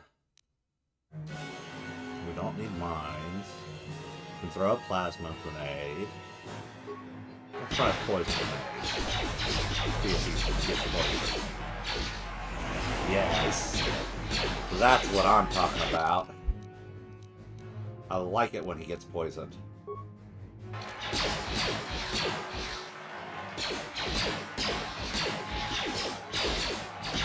That keeps that damage going down on him.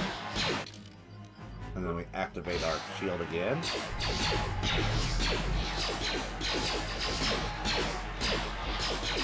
Yeah, this fight is a lot harder as a level 2 scout. Ooh, that's not fun.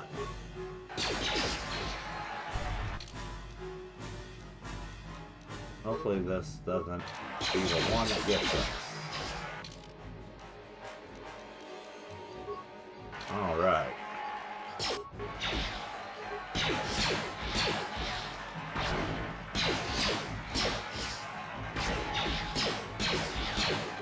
From here, we're going to pause. And we're going to throw a fraction in.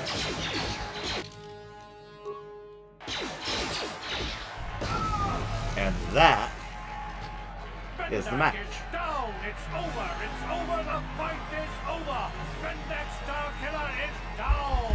Bendak Starkiller is dead! Oh, hail the mysterious stranger! The greatest duelist to ever grace the rings of Talis!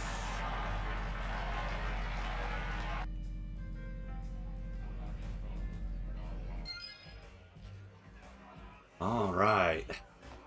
Let's talk to people. I don't think you had a chance against Bendak, but you sure showed me. You showed us all. Too bad your career as a duelist is over now. I mean, nobody's gonna be stupid enough to go up against you anymore. Not even Twitch. Kind of funny, isn't it? You win the big match, and you kill your career.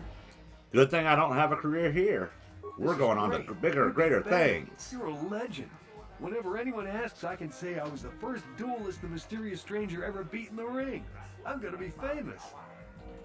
Congratulations, stranger. I never thought anyone would beat Starkiller. Do you know it was because of him that I became a duelist in the first place? As a little girl, I used to dream of meeting him one day. When I finally did, the guy was a complete slime ball. Made me realize I had to be cold and ruthless to survive. Like him. And now, he's dead. There's probably a lesson in there somewhere. Something A lesson, to think maybe. about at least. Congratulations again, stranger. And goodbye.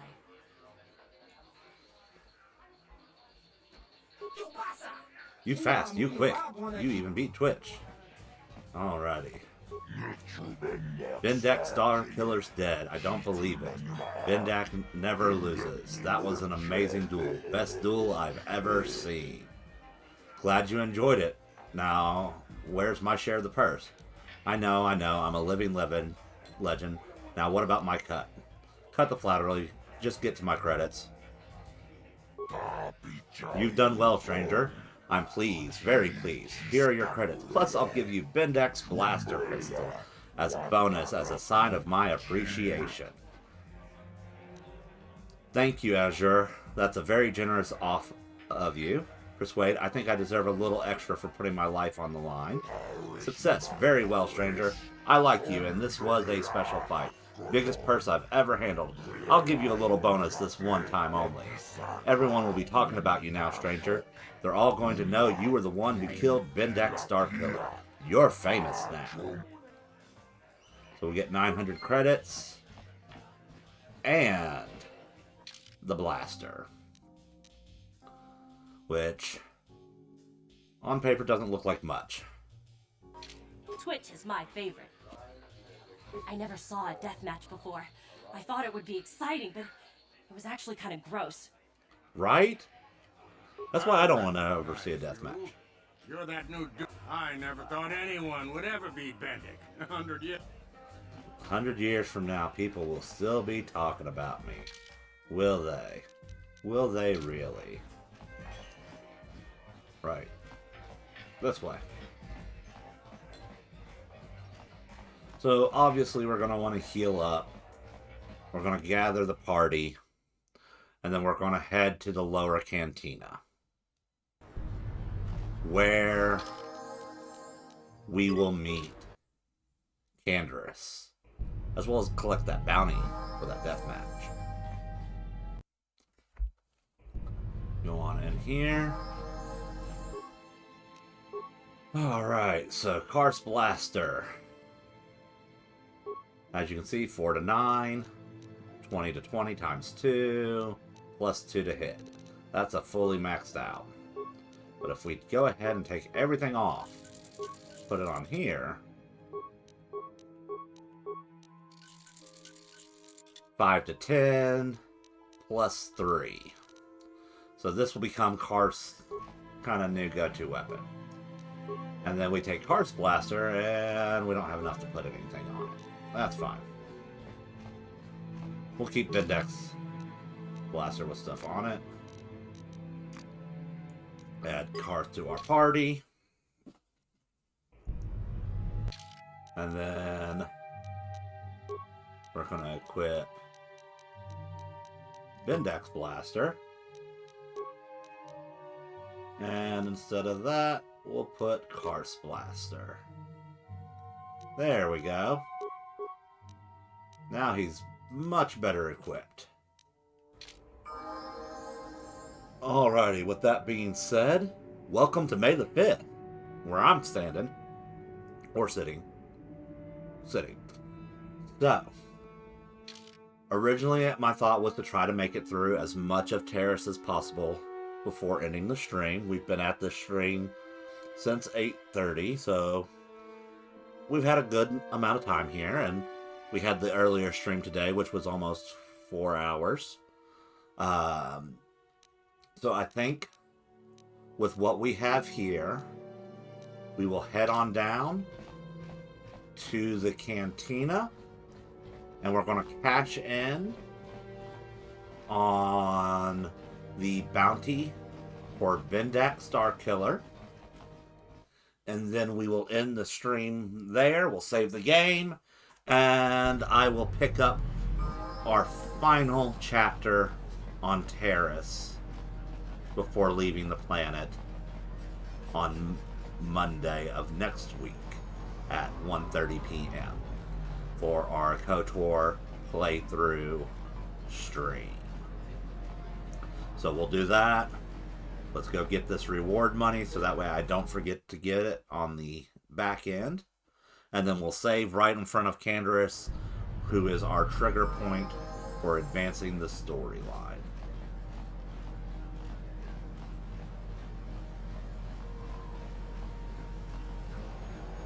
I'd like to take a moment here as we're winding down the last of this to thank everyone who has popped in and chatted with me. It has been an absolute pleasure seeing everyone here today. I hope you have enjoyed watching me play through. I know this game is old, and I am looking forward to getting a remake of it. I know they're talking about changing the combat mechanics so that way it won't be turn-based anymore, which does make me a little sad. The D&D nerd in me loves the turn-based, since it's based off of D&D tabletop Star Wars. So having the turn-based with the level up system that we've got, it's only natural. However, I understand that turn-based combat is not as thrilling or exciting. And believe me, I get it. I play Zelda games where it's action, and I've played Elden Ring.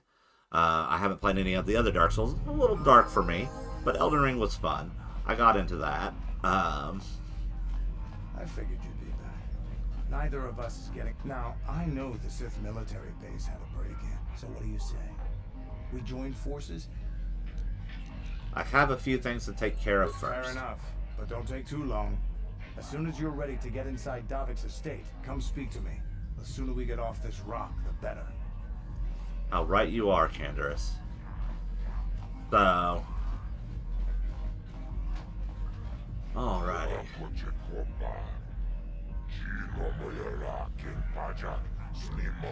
Back again, human. I hope you didn't come to chat. Davik hired me to do business and make credits, not make small talk. I've got a bounty I want to collect on. Bounty? Well, human, that is what I'm here for. Which bounty are you to collect on? Tell him about Bendak. So you killed Bendak in a deathmatch duel. Ironic, isn't it? Bendak has a bounty on him for killing people in duel, and you collect it by killing him in a deathmatch. Here's the 300 credits. That's the price for all bounties. Persuade. We got our 400. You do good work, human. There's lots of bounty hunters, so it's as usual speech. Alright, with that,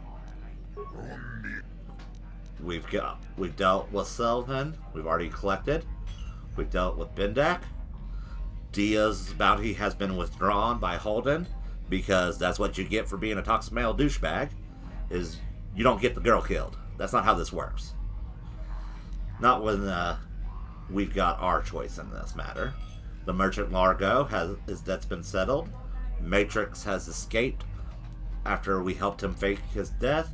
So that is all those bounties.